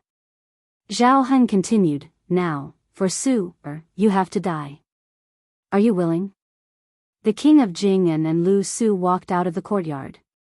Before Zhao Heng boarded the carriage, he paused and laughed softly, "This king treats you like a scholar." Lu Su, who didn't speak, bowed deeply. The woman waited until the sound of the door closing. She wiped away her tears and went to the jewelry box to choose a pearl hairpin that Zhao Sun had given her. She came under the eaves and lay on the floor with him. She raised her head and looked at the wind chimes. Before the hairpin pierced her neck, she said softly, "Sun." When the king of Jing'an's crown prince, Zhao Sun, was in the capital, there was a piece of news that shook the world. The king of Jing'an, Zhao Heng, died of a chronic illness. Princess Jing'an, Pei Nanwei, committed suicide. The news spread to the capital. It was rumored that the crown prince, Zhao Sun, vomited blood and fainted. That day, the emperor's grace was vast and mighty. The emperor decreed that Zhao Sun was to be the king of Jing'an. Among the 7 vassal kings, he was the second to be granted a hereditary title. However, he was the first to become a vassal king, His Royal Highness. After Zhao Sun thanked the emperor in the palace, he quickly returned to Xiangfan city. After meeting Lu Su, he put on mourning clothes. In the dead of night, Zhao Sun, who was about to become the new vassal king of the dynasty, sat alone in the morning hall. He expressionlessly threw a handful of yellow paper into the brazier. After the mourning period was over, Zhao Jia, who was now Prince Jing'an, had his maidservants wait on him and put on his official robe. He dismissed the servants and stood in the room with his hands clutching his face. His expression was twisted and sinister, as if he was crying but not crying, as well as smiling but not smiling. He covered his face and lowered his head in tears. If there was someone watching, His Royal Highness would have an incomprehensible expression at this moment. It was a pity that the new noble Lu Su could only stand outside the door. Moreover, he was blind. Inside the room was the king of Jing'an, Zhao Sun. He covered his face and the corners of his mouth curled up. The capital. When a woman marries into the imperial family, no matter what her previous status was, she would have no choice. Chapter 462. When Yan Dongwu saw her younger brother Yan Qiji and Kong Wuqi visiting together, no matter how bad her mood was, it still improved. Moreover, she was married to the refined and introverted 4th prince. Although this husband of the emperor's son was a bit too playful and was obsessed with poetry, painting, and musical instruments, for a woman, it was already a heavenly wealth that she could not complain about. After the two became husband and wife, they treated each other with respect. Yan Dongwu didn't know what reason he had to be unhappy. Therefore, every time the stewards and maids of the Fu saw the imperial concubine, they always felt close and kind. They secretly praised her for being a daughter of a noble family. The bit of misgivings they had about their mistress being born in Bailiang was swept away. Yan Dongwu was knowledgeable, and it was clear that the 4th prince was very satisfied with this marriage. In the past, he did not socialize much with those disreputable friends of 2nd and 3rd rank officials. Today, together with Yan Dongwu, he received his brother-in-law Yan Qiji and Kong Wuqi, who was a little famous in the capital. The 4th prince had always been known for not putting on airs. Today, when he received 2 people of the same age, he gave them enough face. He personally served tea and water, and laughed and joked with his bookish brother-in-law. What was even more rare was that after the pleasantries, he took the initiative to find an excuse to leave, leaving the imperial concubine to chat privately with the two. In the past, Yan Dongwu loved the house and its crow, and hated the house and its crow. His impression of Kong Wuqi was not very good. After the family moved to the capital, he talked a few times with the sturdy but simple-minded Kong Wuqi and found it difficult to dislike him. Especially his younger brother, who was not on good terms with the group of young masters in the capital and often suffered losses. It was always Kong Wuqi, who had a good relationship with the 2nd prince, who led people to get back at him. In addition, the Yan and Kong families were rare scholarly families in Bailiang. In the capital, which was very xenophobic, they inevitably helped each other. Yan Dongwu and his younger brother talked about some personal things, and some simple principles that one had to be clever when working in the capital's yamen. Kong Wuqi did not speak much, and only sat upright and still on the side, foolishly happy. From beginning to end, the 3 did not mention that name. Leaving the luxurious and grand mansion, the 4th prince still politely escorted him to the door. Yan Qiji and Kong Wuqi sat in the carriage together. Kong Wuqi asked innocently, "Yan eating chicken, your sister seems to hate His Royal Highness. Look, she doesn't even want to talk about it." Yan Qiji's face darkened as he said softly, "None of this matters now." Kong Wuqi said straightforwardly, "Hey, I used to think that Brother Feng could become your brother-in-law. At that time, I regretted that I didn't have an elder sister. I was so jealous of you." After a period of official cultivation, Yan Qiji, who had gradually lost his sharpness as a scholar, changed the topic and said with a bitter smile, "I heard that Hanlon went to the Bailiang army. This guy really likes to do stupid things." Kong Wuqi said unhappily, how is this a stupid thing? If a man doesn't go to the battlefield to kill the enemy, how can he still be considered a man? Yan Qiji glared at him. Kong Wuqi curled his lips and muttered, you're not a man. Yan Qiji gave him a kick. Kong Wuqi, who was not afraid of pain, was too lazy to hit him. He looked out the window and sighed, I really miss Brother Feng. No matter how much green ant wine I drink, it doesn't work. I just feel that it's boring. It's not the same taste as before. Yan Qiji said helplessly, you're a man now. Kong Wuqi hugged Yan Qiji's neck and played around. In the mansion, everyone knew that the prince's wife had raised an expensive parrot that was clumsy in speech. It hung on the window of the study. Yan Dongwu stood at the window and only dared to tell the parrot what was on his mind. The fourth prince saw this scene from a distance in the corridor. He leaned against the pillar with his hands behind his head and muttered to himself. The current dynasty followed the ancient rules of the previous dynasty. The high officials of the 3 provinces under the Minister of Governmental Affairs had to take turns on night duty in their respective headquarters. Other than the old Grand Preceptor of the Old West Shu, Sun Shiji, there was no exception. Today, Grand Secretary Zhang Julu received a report from a direct official in the main hall. He signed on it and took it away, returning it the next morning. The direct official was also used to this and did not flatter. Before this powerful blue-eyed man became the Grand Secretary, the central government officials took night duty as a hardship. Very few second-rank officials really followed this rule, especially those with noble status. They rarely showed up, and the official in charge of the report did not dare to say much. However, after Zhang Julu took power, he expelled a few men from the imperial court on his first night duty. No one dared to slack off anymore. Following the dynasty's peace in the 4 seas, there was a reputation for the forbidden night to settle the world. Tonight on duty, after Zhang Julu dealt with a few urgent affairs, he and an old friend of the same master, the left chancellor of the Imperial College, Huan Wen, were on duty. Zhang Julu did not drink. In the hearts of all the scholars, Huan Wen, who was as respected as the chancellor of the Shangyin Academy, was not happy without wine. Even the emperor made an exception and allowed Huan Wen to drink at night, but explicitly said that he was not allowed to get drunk. The left chancellor of the Imperial College was a thin and elegant old man. He joked, old blue-eyed man, your complexion is not bad.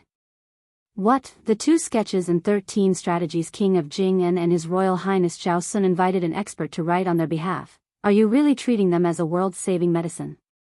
Grand Secretary Zhang narrowed his eyes and said, poison is like honey, good medicine is bitter. These 13 strategies, once implemented, will at least make most of the imperial court's officials complain incessantly, even the military will suffer great losses.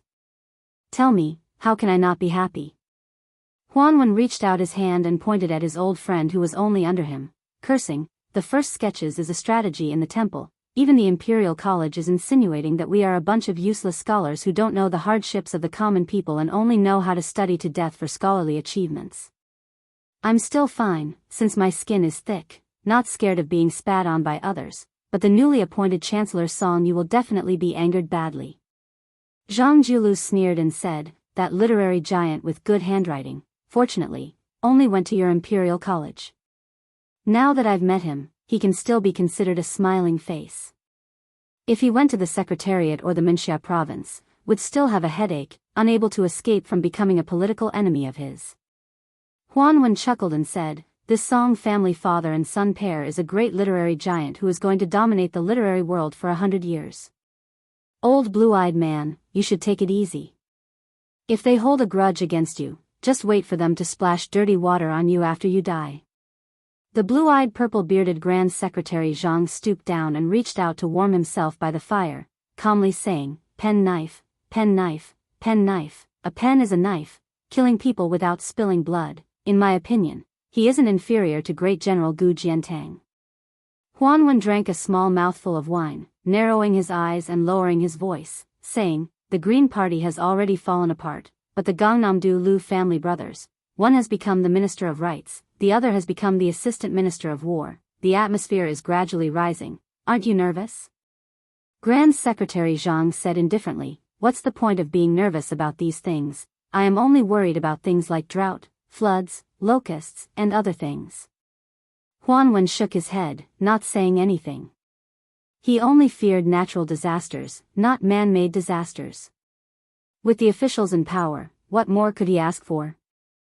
Insignia Mountain's Great Bull Mound, the two great guest elders Huang Fangfua and Hong Yu personally watched as that mountain lord woman placed a single hand on the head of a guest elder kneeling on the ground whose inner force wasn't ordinary, absorbing the aura of this man who was still a powerful martial artist a moment ago, not leaving a single drop behind.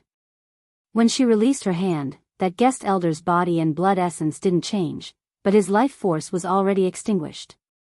The two guest elders who secretly captured this person to help the tyrant smiled at each other, their faces full of bitterness and horror. Even though they had already seen this scene many times, each time her absorption speed became faster and faster, the faster the mountain guest elder died, the more terrified they became.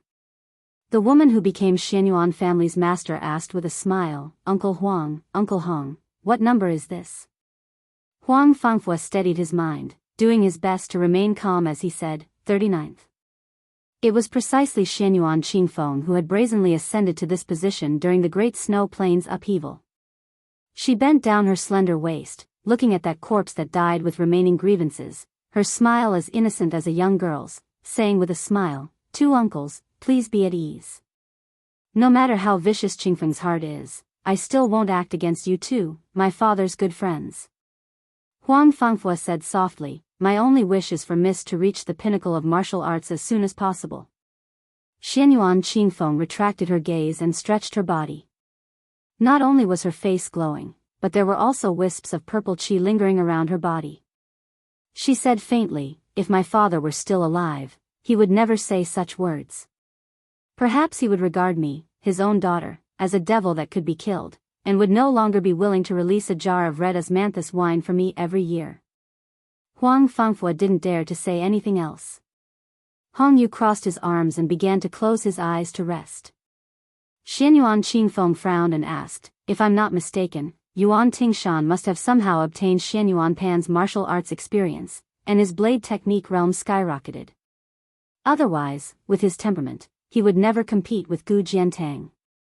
On the other hand, our neighbor of Mount Hui, a young Taoist from the Taoist master residence with the surname, Ning, on Mount Longhu was able to block the sword of the peach blossom sword god Dong Tai. Compared to these two men, who's better? Also, during the Buddhist debate on the Golden Lotus Peak, a man with the surname Zhao brought a bald woman. Not only did she discuss Zen with Li Dongxin, she was also said to be the second person in the Vajra realm other than the white-robed monk. When can I be compared to her? Huang Fangfua didn't dare to speak nonsense, so he shook his head and said, it's hard to say. Xianyuan Qingfeng suddenly smiled and said, let's not bother about these troublesome matters. Oh right, there's an old saying that rabbits don't eat the grass near their burrows. It's not appropriate to always act against the guest elders on the mountain.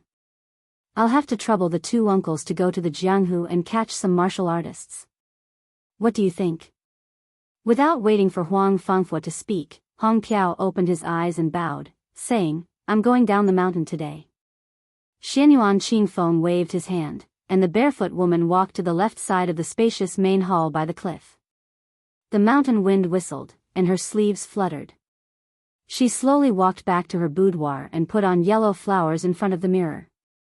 After drawing her eyebrows and putting on makeup, she held the bronze mirror with one hand and pointed at the person in the mirror with the other. She laughed inexplicably and said, what an ugly woman. The Northern Liang mansion had silently lost a man and a woman, who seemed to be dispensable. One of them was Murong Tonghuang, who wore the skin of a transcendent god, and headed north. The other was Xu Xiu, who headed south. And Su Fengnian, who was alone, slowly headed north again after leaving Flying Fox City. Chapter 463. There were as many horse gangs at the border as locusts, but once they entered the hinterland of northern Mang, their numbers quickly decreased.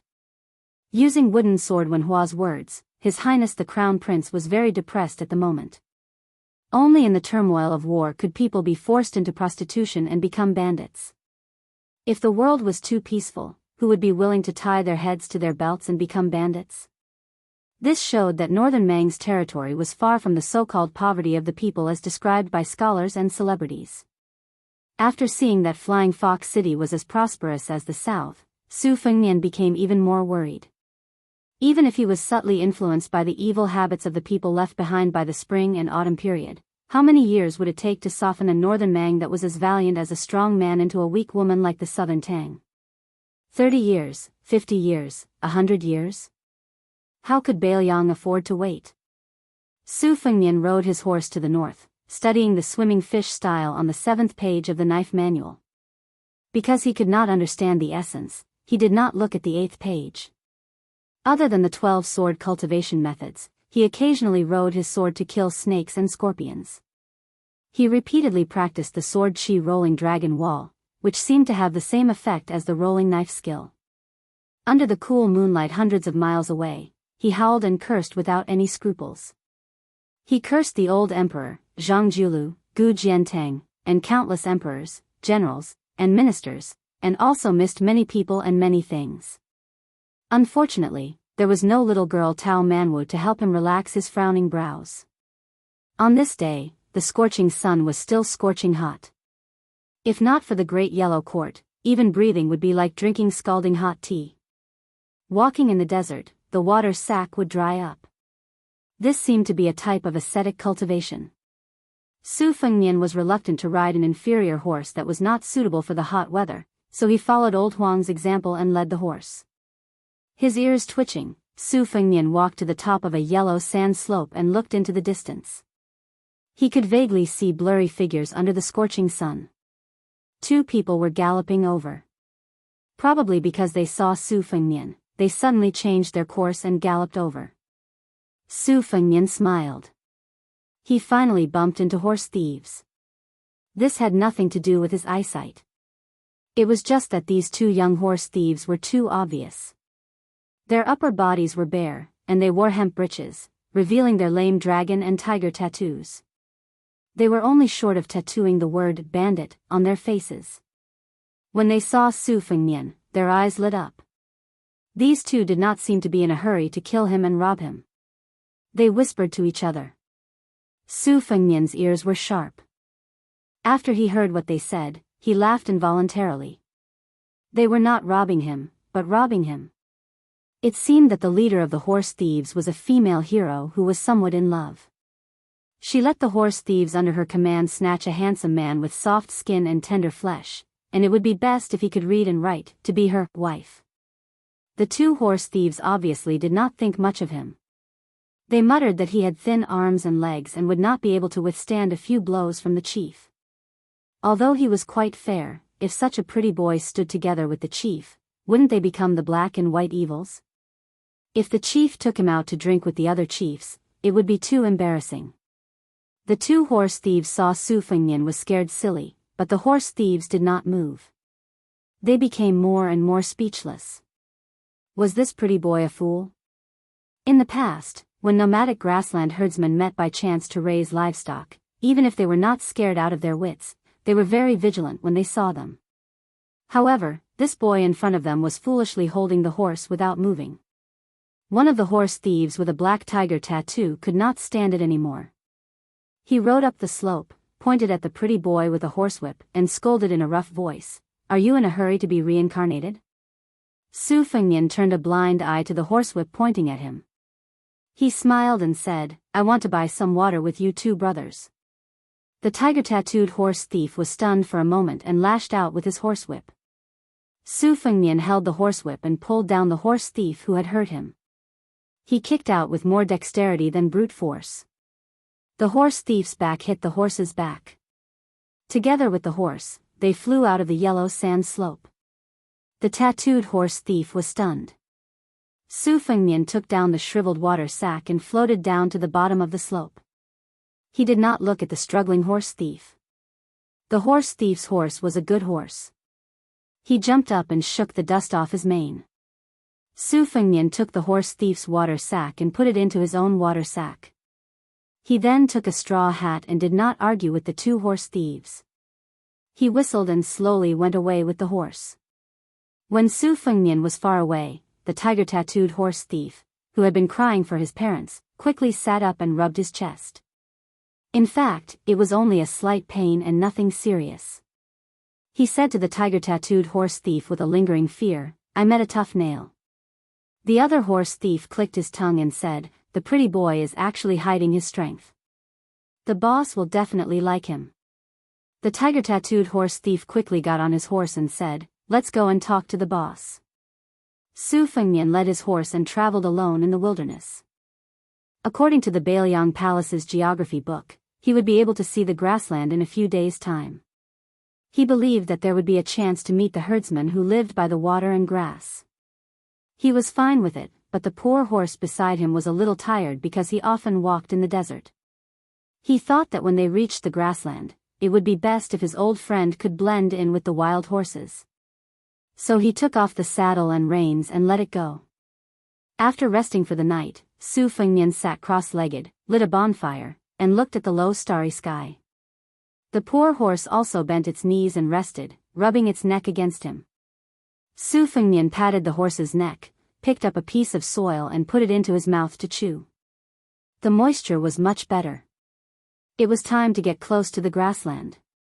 Tasting soil was the entry skill of finding the dragon's pulse. Su Fengnian often went with his elder brother Yao Jian to study geography when he was young and learned many superficial tricks of looking for pulse. The world's ancestral dragons came out of Kunlun, and one of them entered Beimang. In the past, Beimang rarely talked about this. After a large number of adherents of the spring and autumn period, this talk became popular. The Empress of Beimang had become the destined son of heaven. Su Fengnian turned to the poor horse and smiled, "Old friend, do you believe it?" The poor horse snorted. As usual, it diligently cultivated the sword in turn, just like the farmers in Jiangnan who had to go out every night to grab water to raise rice. They could not afford to be lazy. The sky was just beginning to brighten. Su Fengnian quickened his breathing. According to the Taoist classics, the spring meal was the morning glow of the morning and the summer meal was the evening glow of the eastern sea. The evening glow of the morning glow was the beginning of the sun, and the morning glow of the eastern sea was the best. The evening glow of the morning glow was the beginning of the sun, and the morning glow of the eastern sea was the best. The evening glow of the northern sea was the purple chi in the middle of the night, and the extreme cold of the northern sea was the armor. The two were especially beneficial for cultivation.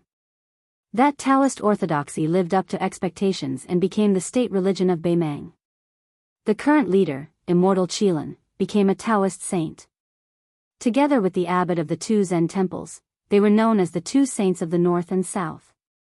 In the early morning, Su Fengnian's breathing was red and yellow. It was probably because he had not reached the realm yet. He also could not say that it was very mysterious, but he felt more refreshed than usual. He slowly stood up and had some understanding. The so-called martial arts geniuses were divided into two types. One type had a body that was different from ordinary people, like Huang Manor, who was born as a Vajra. It could be said that they were blessed by the heavens. The other type had a relatively normal body, but they could be felt by the heavens. The bull rider was one of the best among them, and only then could they have the magnificent aura of stepping into the celestial phenomenon. The third type was slightly inferior to the first two, but it was not impossible for them to step into the land of immortals. For example, Li Chungang who entered the Great Tao with the sword, Wang Xianji who proved her Tao with strength, and Dong Tai who connected with the sword. In the path of martial arts, the higher one's realm was, the more one would go against the flow of the heavens. The heaven and earth were both a home and a cage. A martial artist had to form his own system, just like a naughty child who wanted to establish his own school. Su Fengnian raised his head to look at the rising sun and muttered to himself, "Good and evil will be rewarded. If you don't believe, raise your head and look. Who will God spare?" Then he twisted his mouth and said, "It said that good people don't live long, but evil people live for 1,000 years. When the ancients spoke reason, they liked to slap faces." Su Fengnian turned to look at a poor old monk wearing a kasaya and hemp shoes. His red phoenix eyes, which were sometimes charming and sometimes gloomy, stared straight at this southern Zen monk who had been sitting 10 zhang away last night. Buddhism was divided into Mahayana, and esotericism was divided into yellow and red. Everyone's attire was different. Because Su Fengnian's Wangfei was a devout believer in Buddhism, he always had a good impression of monks. In Beiliang, many rogue Taoists changed professions to become monks for the sake of money. But in Beimang, he met an old monk who had traveled thousands of li to this uncivilized land to preach. Even though the monk looked kind, Su Fengnian did not dare to be careless. The old monk put his palms together and said, "Young master is a believer in Buddhism." Good, good. Su Fengnian suppressed the murderous instinct in his heart and silently returned the greeting. The old monk's kasaya had been washed many times. It could be seen that there were many fine stitches. But it was always clean and did not look sloppy. His beard and eyebrows were snow-white. He held a bamboo staff in his hand and looked even more benevolent. In the Beiliang army, there was once a monk who wielded a staff of more than 70 jin. As one of the commanders of the infantry, he ate meat and drank wine. He killed people like flies. On the battlefield, he glared fiercely and was very bloodthirsty. He was highly regarded by Su Shao. Unfortunately, because the Beiliang cavalry entered Jianghu, the monk retreated into the mountains. It was said that he passed away in a small mountain temple. At this time, the old monk smiled and said, "This old monk came north from the two Zen temples to the two Zen temples. I wanted to discuss Zen with an old friend from the Taoist school. Although most likely it would be like a chicken talking to a duck, but at least it would be a load off my mind. By chance I saw young master swallowing the moon and eating the red clouds of the sun. I wanted to talk to young master endlessly, but I was afraid young master would misunderstand me as a bad person. So I did not dare to take the initiative to speak. But after thinking about it for a night, I felt that young master's heart is very deep. I don't know how to cultivate it. If I am careless and fall into it, it would be very inappropriate. Since young master is a believer in Buddhism, if you don't mind this old monk being noisy, I can talk to young master about Buddhism." Su Fengnian sat down again. He smiled and said, "So you are an eminent monk of the two Zen temples. I sincerely hope Senior will not be stingy with your advice." Chapter 464. The old monk did not approach and sat on the ground, facing Su Fengnian from a distance. After meeting, the old monk introduced himself to Meng Qi, showing his sincerity. The old monk placed his bamboo staff horizontally across his knees. Su Fengnian listened attentively. The old monk said slowly, "Young master used the great yellow palace as a golden chamber, practiced the double rolling blade technique, nurtured the Wu family's flying sword outside, and nurtured the number one swordsman, Li Chuangong's green snake sword will inside. Your talent is great, your talent is high, and your perseverance is hard to come by." Su Fengnian, whose secrets had been seen through by the old monk, was shocked. His expression was normal as he smiled and said, "Senior, you don't have to restrain yourself first. Just say it." The old monk smiled and said, "In ancient times, when the wise men tried to control the flood, it was better to dredge it than to block it. Regardless of whether it is the sword or the saber, Buddhism's silent meditation, Taoism's golden chamber, or martial artists' closed scabbard meditation, they all go against the flow and accumulate the spirit. However, to me, going against the flow is not derogatory. Young master, please don't take it to heart. It's just that when you block the flow, it becomes a flood. When you dredge it up, you have to pay attention to it. Do you block it to the end, or do you occasionally make small mistakes?" Su Fengnian said sincerely, "I don't dare to play dumb with you. In my opinion, it's better to block it to the end. Because the Tao has the principle of slackness, I understand that. However, if closed scabbard meditation is like a woman taking a stroll, walking and stopping, bashful and resting, I don't think it's a big deal." The old monk was not like those famous scholars who argued about the flow of the river. If there was a slight difference in opinion, they would be as aggressive as if they had killed their father. They would want to take all the principles of the world into their own hands. The old monk was not arrogant because he was from the two Zen temples. He still carefully pondered over Su Fengnian's words, which were suspiciously stubborn. He said calmly, "This old monk is not good at talking about big and small principles outside of Buddhism. I would like to shamelessly ask for some water from you first. Allow this old monk to slowly think it through before speaking to you. Su Fengnian smiled. He was in a good mood. He stood up, took out his water pouch, and leisurely tossed it over. After the old monk caught it, he took out a white bowl from his traveling bag. He poured half a bowl of water and drank a mouthful with relish. In the old monk's opinion, a bowl of very plain water was better than any delicacy. If it was his favorite porridge, it would be even better. Su Fengnian took a step back and stopped arguing. He asked, "What if I'm willing to drain the accumulated water?" The old monk raised his head and said, "It's enough to make love with a woman. Actually, your great yellow courtyard has already reached the realm of consummation. The reason why it's lacking is not because there are a few major acupoints that have yet to be opened, but because it's lacking yin and yang." The corner of Su Fengnian's mouth twitched a few times. The old monk laughed heartily and said, "Don't think that this old monk is a perverted monk. It's just that it's normal for men and women to make love. Although this old monk is an outsider, I don't see it as a scourge.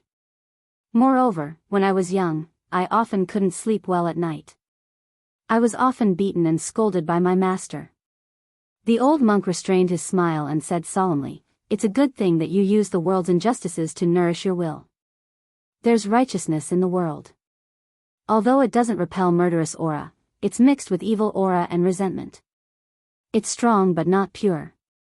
You have to know that if you go astray, every step you take, every bit of strength you exert, it may seem like you're going far away from home, but it's actually going astray. Have you ever asked yourself this question? Moreover, in this old monk's humble opinion, when people say that they have a clear conscience, most of them are guilty. Even if they have a clear conscience, they are guilty of the truth. Allow this old monk to pour a bowl of water." The old monk poured a second bowl of water, leveled it, tilted it again, and shook it again until the water in the bowl calmed down. "Young master, when we conduct ourselves in the world, we all use this bowl. The righteousness of the world is the water in the bowl. It's just that the depth is different. No matter how the bowl is tilted, this bowl of water is always as flat as a mirror." Su Fengnian frowned and said, "If that's the case, how can you say that a bowl of water is equal? Isn't this just making trouble for nothing?" The old monk drank a mouthful of water and shook his head with a smile. This old monk doesn't dare to make a judgment. This bowl of water was swindled from your hands. I'm ashamed, ashamed." Su Fengnian didn't know whether to laugh or cry. His gaze became much gentler and he smiled. "Senior is indeed an old immortal of the two Zen temples. With just a few words, you're able to talk about big principles on small matters. Compared to those Buddhist teachings that are scattered by heavenly maidens, it's much more pleasing to the ear." The old monk held the bowl of water in one hand and hurriedly shook it with the other. "What old immortal? Young master, you flatter me. I am old, but I'm still far from being an immortal. Other than reading scriptures all year round in the temple, I'm not good at preaching scriptures. In fact, I only know how to do some farm work. Principles and whatnot are all figured out from farming." Su Fengnian asked curiously, "The monks of the two Zen temples have been conferred the title of imperial preceptor countless times. Has Senior not been conferred the title of imperial preceptor by the imperial court?" The old monk smiled lightly and drank a mouthful of water. He smiled and said, "Clothes can warm up 10%, rice can fill 7 or 8 stomachs, and tea can be drunk up to 5 or 6 flavors. That's enough." Su Fengnian smiled, "Then you have." The old monk laughed, reserved. "Even if you're not an old immortal, you have to have the demeanor of an old immortal. I have a disciple who passes on my mantle. He also has a daughter. When he found out that I was going down the mountain, he advised me to have the demeanor of an immortal. Seeing that I wasn't willing to dress up properly, he sent me down the mountain and was lectured by her all the way." The corner of Su Fengnian's mouth twitched violently. With a gentle gaze, he asked, "Is it a young lady with the surname Li? She has a little monk by her side who is her childhood sweetheart." The old monk was like a Buddha who had opened his eyes. He immediately understood, "So it's His Royal Highness." I've long heard that His Royal Highness sincerely worships Buddha. No wonder, no wonder. I've been rude. Su Fengnian stood up and bowed respectfully. He said in a deep voice, Su Fengnian greets the abbot. The old monk stood up and returned the greeting before sitting down again. He slowly drank his water and smiled, Your Highness, you don't have to be so courteous. After Su Fengnian sat down, he asked, Old abbot, are you going to Beimang to destroy Buddha? The old monk nodded and sighed, I'm not going to Beimang to be arrogant and try to influence the Beimang emperor who is bent on destroying Buddha. I just want to talk to the monks about the Diamond Sutra. I don't know the fate of heaven, but I'm doing my best. The Confucian saints have 300 poems. In a word, they are pure and innocent. The old lord rides a green ox and has 3,000 Taoist scriptures to seek peace. Buddha doesn't write words, but this makes us confused. The Beimang royal court wants to destroy Buddha. Without temples, without incense, without Buddha statues, without Buddhist scriptures, in my opinion, it's fine. But if there are hundreds of thousands of monks and everyone loses their Buddhist heart, this won't do. The old monk carefully put the water bowl back into his bag. After standing up, he smiled and returned the water bag to Su Fengnian. Old monk thanks His Royal Highness for giving me 2 bowls of water. It's a good karma. If you're not in a hurry, Your Highness can head northwest for 40 miles. There's a canyon and you can stop there for a while. It might be another good karma. Su Fengnian took the water bag and smiled, Old abbot, I have a favor to ask. Can you take this horse with you? I'm going north alone and I don't need to ride it anymore. I don't dare to give it to anyone as I'm afraid it'll be a disaster. If I leave it alone, I won't be at ease. The old monk, who was worthy of being called the Buddha head saint of Buddhism, smiled kindly, Of course, of course. It's no trouble to have a companion to talk to on the road. Su Fengnian put his palms together, I'll bid farewell to old abbot here. The old monk put his palms together and said with a lowered eyebrow, Old monk's parting words, Your Highness can teach Bodhisattva to grow black hair. Su Fengnian was stunned. He watched the old monk holding the bamboo staff lead the horse away until his figure disappeared from his sight. Exhaling a long breath, Su Fengnian followed the old immortal's instructions and hung his short knife, springtime thunder, and rushed northwest. Now he had nothing to worry about. Sure enough, he saw a deep canyon that stretched without an end. Su Fengnian climbed to the top and walked slowly along the cliff of the canyon. He didn't know where the so-called good karma was. After walking slowly for half an hour, he finished cultivating his sword. His feet trembled. It was as if there was thunder between heaven and earth. Su Fengnian looked back and saw thousands and tens of thousands of wild bulls pouring in from the other end of the canyon. They were like a flood pouring into a grain pot. His heart skipped a beat and he rushed forward for half an hour. His scalp exploded. Damn it, there were hundreds of herdsmen leading sheep and all their belongings in the canyon. Aren't they going to be crushed into meat paste by the herd of wild bulls? This is not a sunny road, but a road to the underworld. You guys have lived in the grassland desert for generations. Don't you know how dangerous this situation is? Su Fengnian looked down from above. He could tell that some of the herdsmen already knew what an earthquake that came out of nowhere meant. They were in a complete mess, the elders' faces ashen, many women and children even more so crying incessantly. Su Fengnian looked over again, his expression gloomy and cold. Behind the herdsmen were several dozen northern Mang cavalry with weapons in hand. They had already urged their horses to turn around and leave. As it turned out, this was a plan of driving a sheep into a tiger's den, yet not shedding a drop of blood. If the old monk had not bemoaned the state of the universe and pitted the fate of mankind, the crown prince would have only watched coldly from the sidelines. After all, it was no different from committing suicide to stop tens of thousands of wild bulls alone. Su Fengnian gritted his teeth and floated down to the bottom of the canyon. Hundreds of herdsmen were dumbfounded. Some of the cold-hearted young herdsmen had already climbed up the cliff. However, the cliff was steep and they couldn't climb very high. Su Fengnian stepped out, drew a semicircle, and raised his hands. His feet sank 3 inches into the ground. He left the herdsman with an unfamiliar back. At the same time as the herd of wild bulls poured into the canyon, an old monk rode on a horse with one hand. His eyes were merciful. He put his palms together and said, "This boy is very kind." Su Fengnian focused on condensing his qi, shaking Kunlun with a single move. Chapter 465. Su Fengnian abruptly slapped his forehead and stopped using the grand momentum shaking Kunlun that he had stolen from Mount Hui's Great Snow Plateau.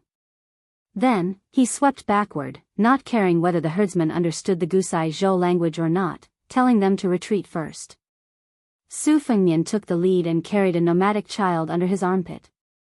Then, he picked up another youth and bent his knees slightly.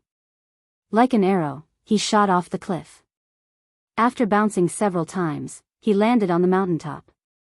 After landing on the mountaintop, he leaped down to the bottom of the canyon. Su Fengnian did not take a break. After more than 10 jumps, he finally brought more than 20 children to the mountaintop first. The sound of the cow hooves was like the explosion of spring thunder. The canyon's cliffs were shaken and dust filled the air. Around the corner, a herd of strong bison had already arrived like a tide. Su Fengnian did not pay attention to the young herdsmen who were pretending to stop. After a rise and a fall, he discovered a delicate figure bending down to support a child who had fallen down. Su Fengnian ran to her side and saw the side of her face from the corner of his eye. He was slightly startled, but he did not care about anything else. He casually picked up the 2 children and rushed to the mountaintop. After putting them down, he jumped down to the bottom of the canyon again. There were still more than 80 herdsmen who were desperately trying to escape in the canyon. He saw the young girl, who could make His Royal Highness startled, pursed her lips and stood in place. Her face was filled with gratitude from the bottom of her heart. Her eyes were filled with the relief of life and death. Su Fengnian did not have the leisure to be unafraid of death like her. Facing the vast and mighty herd of bison, they descended to the bottom of the Kunlun Mountains together. The ground shook violently. The herdsmen were so scared that their legs went weak. The canyon's ground was originally uneven. The ground shook, making it harder to walk. A few elderly people staggered and fell to the ground. They struggled to get up and run again. Su Fengnian's momentum was majestic. It was like a sudden clap of thunder rising from the ground. Thunder against thunder. Qi flowed all over his body, leaking out like a flood. Su Fengnian exhaled again and suddenly opened his eyes. Both of his hands slid outwards in a gentle arc. The dust was unable to come within 1 zhang of his body. The girl behind him was dumbfounded. She only saw the young man with a saber in his long robe fluttering in the wind. When the frenzied bulls with red eyes were 10 steps away from him, it was as if they had hit an invisible iron wall. The front hooves of the first line of bulls that were running side by side with him were twisted and pressed backward. Then, countless wild bulls behind them piled on top of each other until the bodies of the first line of bulls exploded. Blood splashed everywhere. But even so, the dense black mass of bulls was blocked and could not move forward at all. One by one, the wild bulls in the back, weighing 2,000 to 3,000 jin, hit the wall one after another. Their corpses and bones piled up. In an instant, a scarlet wall was erected. The thick and blurred blood was shocking. The strong wild bulls had 2 thick, long, and sharp horns that curved into 2 shocking arcs. Their 4 legs were white below the knees, and their shoulders and backs were like lumps. Any one of them alone would make people tremble with fear. There were many scenes of lions and wolves being overturned by the horns of adult wild bulls on the grassland. Not to mention this flood of oxen that could topple mountains. In the narrow space of the canyon where there was no way to hide, it was like meeting enemies on a narrow road. There was no other way but to charge forward. The wild bulls were docile by nature. They just rushed into the canyon and ran wildly, gradually arousing their ferocious blood. Especially when they were blocked and stagnated by people, the saying of people going into a dead end really came true. Su Fengnian pressed down with his hands. More than 40 wild bull corpses suddenly fell down. His feet also slid back 2 steps on the ground. Without any obstruction, the herd of wild bulls stepped on the corpses and leaped over, continuing to run wildly. Su Fengnian's sleeves billowed. His left foot slid out a step. He spread out his arms and suddenly pushed forward. The wind and sand in front of him were blown up. Especially the two cliffs on both sides were pulled by the momentum. Many large flying stones were forcefully pulled out and shot toward the herd of bulls. Su Fengnian did not care about the blood that seeped out of the corner of his mouth. He knew that the flying stone was just a solution to the urgent situation and could not escape from a drop in the bucket. The previous block and the next block only reduced and compressed the gap between the bulls and their tails. It seemed to be effective now, but when the momentum contained in the torrent completely rebounded and exploded, it would be the real pain. If he reached the Finger Mystery Realm, he could break the cliffs and have a chance to block the canyon.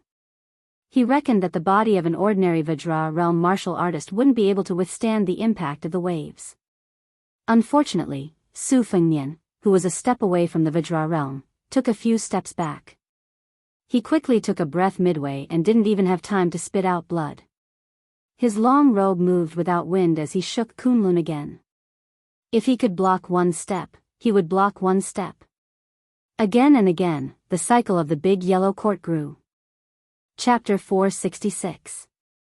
After going back and forth for more than a dozen times, he had already slid back 60 or 70 feet step by step. During this period of time, Su Fengnian was very anxious. His murderous intent was aroused, and he used the falling rocks to launch a wave of sword chi to roll the dragon wall, dismembering the bodies of more than a dozen wild bulls. The price was that he could no longer suppress his spitting blood. His heart was greatly shaken, and he no longer dared to let his emotions affect his decisions. He only felt extremely sullen, and his hostility skyrocketed. His eyes were crimson red, and the red date mark between his eyebrows slowly turned a light purple, and then a deep purple. He could no longer see and no longer hear. He could no longer weigh the pros and cons of life and death. Gradually, he reached a kind of indescribable state of bliss. There was a gap between life and death. The Confucians believed that there was no evil, that they had a clear conscience and were not afraid of life and death. Su Fengnian shook Kunlun and secretly learned from the Confucian scholar Xianyuan Jingsheng in Great Snow Plains. He had an awe-inspiring righteousness. At first, he risked his life to save the herdsman. His heart was filled with an unknown good karma. But after a long time, he no longer had any worries. When he entered the world, he inadvertently gave birth to a desire for the world. He planted a golden lotus in the great yellow courtyard, waiting to bloom, and in a flash, he attained immortality. Su Fengnian opened the Ju Ke acupoints but did not realize it. His right hand was naturally behind his back. He closed his eyes and concentrated, his left palm facing up. He only remembered that when he first came to Mount Wudong, he heard that the hierarch Wang Zhonglo had once cut off the Kanglan River. Su Fengnian's left hand gently swiped and he blurted out, "Break the river." 10 feet in front of him, the ground cracked open and went straight to the cliff. A line of 6 or 7 buffaloes fell into the crack. After being filled by the buffaloes behind them who did not have time to jump, the buffaloes continued to run forward as if they were running on flat ground. Blood splattered everywhere. "You run, I break." Su Fengnian leisurely slid backward, breaking again and again. It was a tragic scene of the ebb and flow of the tide. Su Fengnian seemed to be free and unrestrained. He was indescribably leisurely and romantic. But he was already bleeding from his 7 orifices. No matter how mysterious and continuous the Great Yellow Court was, no matter how famous it was for its rich inner energy, it was not an inexhaustible bottomless abyss. Especially when it was very particular about turning back and forth. His Highness the Crown Prince forcefully raised his realm without any regard for his life and broke the river with one palm strike. He would eventually be exhausted. Su Fengnian swam like a fish among the green moss and green stones. He had no sword in his hand, but he had a clear idea of colliding with a flood of buffaloes. His intuition told him that he could comprehend the 6th page of the bladesmanship manual at the right time and place. Su Fengnian did not know how many times Su Fengnian had circulated his qi. Li Chungang once said that at the peak of the sword will, one could reach the 8 extremities and the pinnacle of swordsmanship. His chi could reach 800 miles in an instant. Su Fengnian did not dare to compare, but he was afraid that the boiling chi in his body could reach at least 100 miles in an instant. Su Fengnian smiled bitterly. Without turning his head, he grabbed her soft shoulder and threw her back. He closed the scabbard and cultivated his blade. Originally, he had to pull his body like a full moon and only stop when he pulled it to the extreme. This kind of narrow path of martial arts was the most dangerous thing to do. If it happened, it would not be a simple drop of 1 or 2 realms. It would most likely destroy the foundation that he had painstakingly built for enlightening the acupores. The great yellow courtyard's lotus was not the wild grass on the plains. It would wither and bloom with each passing year. It was as difficult as ascending to heaven to bloom again after it withered. He did not know how far those herdsmen had run and whether they had left the canyon. Su Fengnian gritted his teeth. He thought to himself, damn it. I'll hold on a little longer. If I can't, I'll have to retreat. If I continue to hold on, I'll really die here.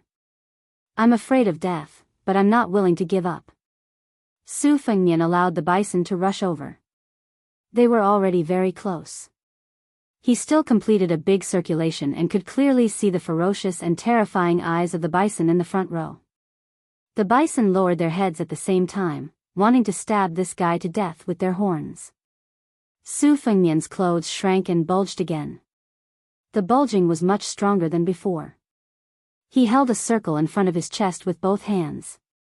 Starting with a small circle, the circle gave birth to a circle, and the big circle had a magnificent atmosphere of encompassing heaven and earth.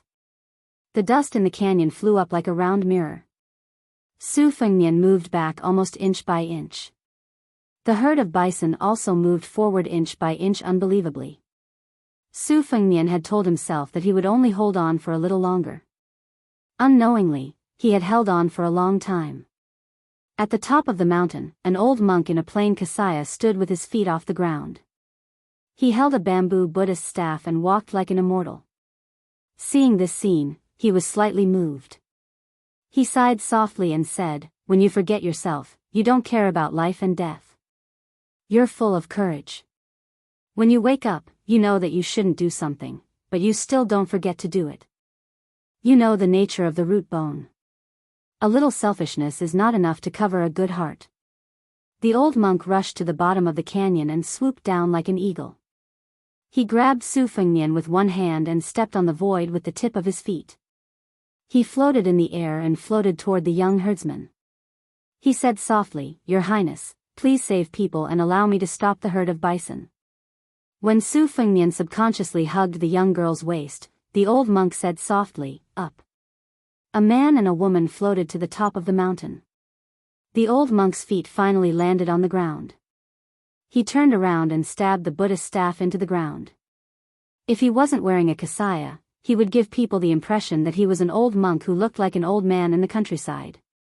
His eyes were glaring as he faced the tide of buffaloes and let out a muffled low roar. His voice was like a thunderclap that spread miles away. Beimang's new Wushu review held this Buddhist saint in high esteem. It said, "The holy monk of the dragon tree of the 2 Zen temples is fearless. He has the Buddha's voice and the lion's roar." The herd of bison suddenly stopped rushing forward. There was silence. Blood flowed like a river in the canyon. The old monk lowered his head in shame and put his palms together. Su Fengnian was exhausted. He stumbled and sat on the ground. The young girl sat cross-legged behind him. Her eyes were full of tears. She gently supported His Royal Highness who was falling backward. Su Fengnian was not in the mood to care about whether the old monk had set a trap or not. He was not in the mood to care about the girl behind him. He just looked down at his blood-stained clothes and smiled bitterly. It's not good to keep vomiting blood like this. Then, he fainted. The old monk pulled out his bamboo staff and came to the top of the mountain. He took Su Fengnian's pulse and felt relieved. Then, he took out a white bowl from the bag on his back. He slid his finger across his wrist to fill the bowl and handed it to the young girl. The old monk's blood was not the scarlet color of an ordinary person. It was the golden color recorded in the obscure Buddhist scriptures. He was a Buddha who had reached the Vajra realm. The young girl's thoughts were connected. She hugged Su Fengnian and fed him the bowl of golden blood that was worth more than a few coins. After the old monk got up, he floated to the bottom of the valley again. He recited the Vajra Sutra all the way. After leaving the canyon, he flew to the top of the mountain. He pulled down his inferior horse and led it forward. He said softly, "Congratulations to your highness for reaching the great Vajra realm." Chapter 467. Su Fengnian woke up in a daze, but he did not open his eyes immediately. He first checked the flow of qi inside his body, which was both good and bad. The newly opened juk acupoint was a blessing, but the unfortunate thing was that he did not know why the qi inside his body was burning fiercely like firewood. Although it did not turn into ashes, there was an uncontrollable sense of crisis. This made His Royal Highness, who was used to controlling everything around him, feel uneasy and puzzled. He continued to check the breathing frequency around him before slowly opening his eyes. The first thing that came into his sight was a beautiful face. She was already stunning when he first saw her in the canyon. Her beauty could only be described as otherworldly. A pair of rare dark green eyes, like the green mountains and clear waters, should be worth 95 cents. Perhaps she was only slightly inferior to White Fox's face, Qin Yu, and Jiang and I. If she grew up and developed her charm, they might be on par with each other. Beimang was rough with wind and sand. Few women were fresh and beautiful, and their bodies were usually rougher and bigger than southern women. Could it be that Chao Guanzi monopolized the principle of 8 flowers of elegance and swallowed the elegance of Beimang women? Su Fengnian suspected that he had been conferred the Golden Chamber of Commerce and turned himself into a monk who only ate vegetables and did not eat meat. Unexpectedly, he did not want to look at this peerless beauty at all. He slowly stood up and took the initiative to separate himself from the soft and warm body. After nurturing the sword, it was as if his body was fitted with a precise hourglass. Even when he was meditating and breathing, he would automatically wake up every 2 hours and jump to the bottom of the valley. He silently controlled the sword and dripped a drop of blood on the sword, causing the flying sword to unexpectedly fall straight down. 3 days of effort had been wasted. Su Fengnian held back from cursing loudly. He frowned as he stared at the blood mark on his palm. The bright red blood was permeated with an inexplicable faint golden color. Even when he was at the consummate level of the Great Yellow Hall, he had never heard of such a strange sight. He no longer dared to nurture the sword carelessly. He withdrew the sword and his slender ame, which was as fine as a woman's black hair, swept back to the mountaintop. Most of the rescued herdsmen were young. They surrounded the young girl and looked at Su Fengnian with eyes full of reverence and worship. Su Fengnian ignored them. Looking at the bottom of the white bowl that was sparkling under the sunlight, he squatted down and stretched out his finger to touch it. He sniffed and guessed 70 to 80% of it. The reason why the Buddha was called the Golden Body Buddha was largely due to the so-called invincible body of the Vajra. It was rumored that the Vajra could make all the evils in the underworld retreat and all the ghosts in Fengdu crawl. It was only through Li Chuangang's explanation that Su Fengnian knew that the Vajra realm in the world could be considered as a fake realm. Only Li Dangxin of the 2 Zen temples and his younger brother Su Longxiang were the real Vajra. Back when Li Dangxin returned from his 10,000 li journey to the west, someone spread the shocking secret that a flesh-eating monk in white could obtain the golden body of immortality with a piece of meat. Evil figures swarmed over, but none of them succeeded. In the end, when Li Dangxin approached Chang and, under the watchful eyes of everyone, he cut off a piece of meat and gave it to someone who was about to die of hunger and cold. A few years later, the old man died peacefully of old age, but he did not achieve immortality. Only then did his doubts dissipate. Su Fengnian sat cross-legged and stared blankly at the white bowl. The young girl and more than 20 children beside him did not dare to disturb him, so they accompanied him and stared blankly. Su Fengnian stood up and carried the 2 children down to the bottom of the valley. The herd of wild cows was intimidated by the Buddhist lion roar. They froze like a torrent and stopped moving. Finally, they all turned around and rushed out. Only then did the herdsmen feel at ease to pick the wild cow carcasses to store meat in autumn and winter. Su Fengnian sent the herdsmen down one after another. During this time, a few cheerful children felt as if they were riding on clouds and mist and laughed happily. In the end, only the slender and elegant young girl was left. North of Dragon Waste Prefecture was a very cold place. In autumn and winter, the rich people used the fur of marten, fox, rat, and raccoon as their fur coats. The poor people used the fur of cows, horses, pigs, and sheep as their clothes. In spring and summer, they used cloth and silk as their clothes. There was a difference in thickness between the rich and the poor. For example, the young girl in front of him had a narrow left sleeve and wore black leather boots. She could only be considered simple and neat. She could not compare to the silk and embroidered clothes of the maids and concubines of the noble families. However, she was a natural beauty. There was an exquisite chung flute tied around her waist. There was no one at the top of the mountain. Su Fengnian finally had the mood to look at her carefully. He was not in a hurry to send her into the valley. She blushed from being stared at. She lowered her eyebrows and 2 fingers quietly twisted the corner of her clothes. Su Fengnian smiled. He walked closer and pinched her chin. He tilted it up and forced her to look at him. Su Fengnian had seen with his own eyes the Mang cavalry hunting and chasing. He did not intend to get involved in this muddy pond. Beautiful women were a source of trouble. Su Fengnian did not have the ability to fool around in Beimang. The sort of emotion hurt people. Wasn't someone as open-minded as Li Chungang also suffering in the same way? Su Fengnian's selfishness in stopping the herd of oxen this time was obvious. He only wanted to leave a good impression on the Dragon Tree Monk, one of the 2 great saints of the world.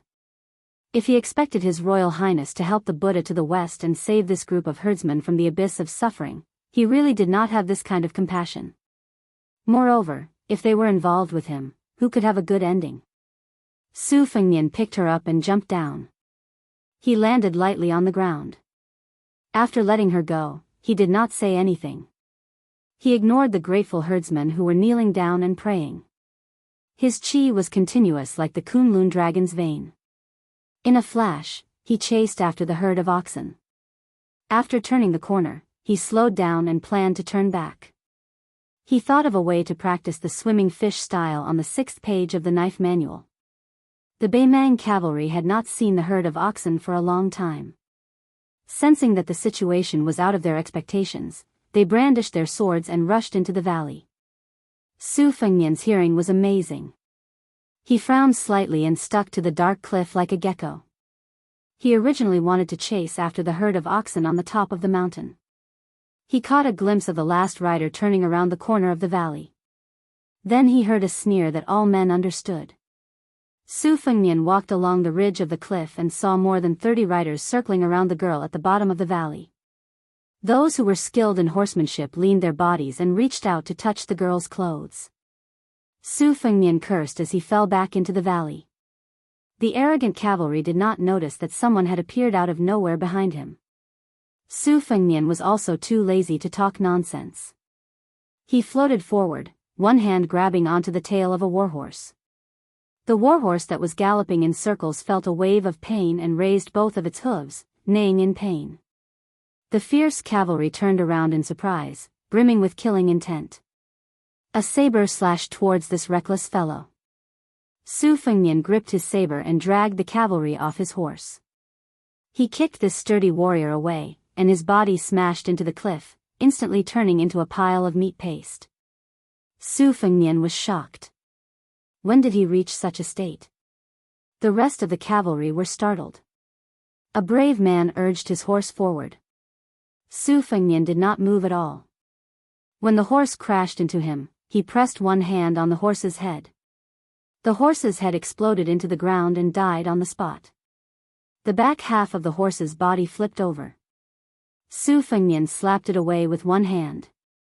Together with the dead horse, both the man and the horse were thrown into the cliff. The only difference between their deaths and the former's was that the pile of meat paste was bigger. The more than 30 cavalrymen no longer cared about teasing the tender meat that was about to enter their mouths. They fled for their lives. Anyone could see that using numbers to crush the enemy was not going to work. Where there's life, there's hope. This principle was simple and plain no matter where it was. Since Su Fengnian had started a killing spree, he would not allow the fish that slipped through the net to pass on the information. He leaped up and strolled leisurely around the warhorse. He pushed out his palm, as if he was swatting a fly on the wall. Large scarlet blossoms appeared on the cliff wall of the canyon. Su Fengnian indeed could not do what Chen Jibao did, using a horse to drag Yi Baikui's wife and daughter to death in front of the western wall. But when it came to killing some barbarians in Beimang, he still had no scruples. If not for this, Su Fengnian admitted that he deserved to die in Beimang. Even if he had the hereditary title in his hands, what qualifications did he have to fight with Chen Jibao over Beiliang's military power?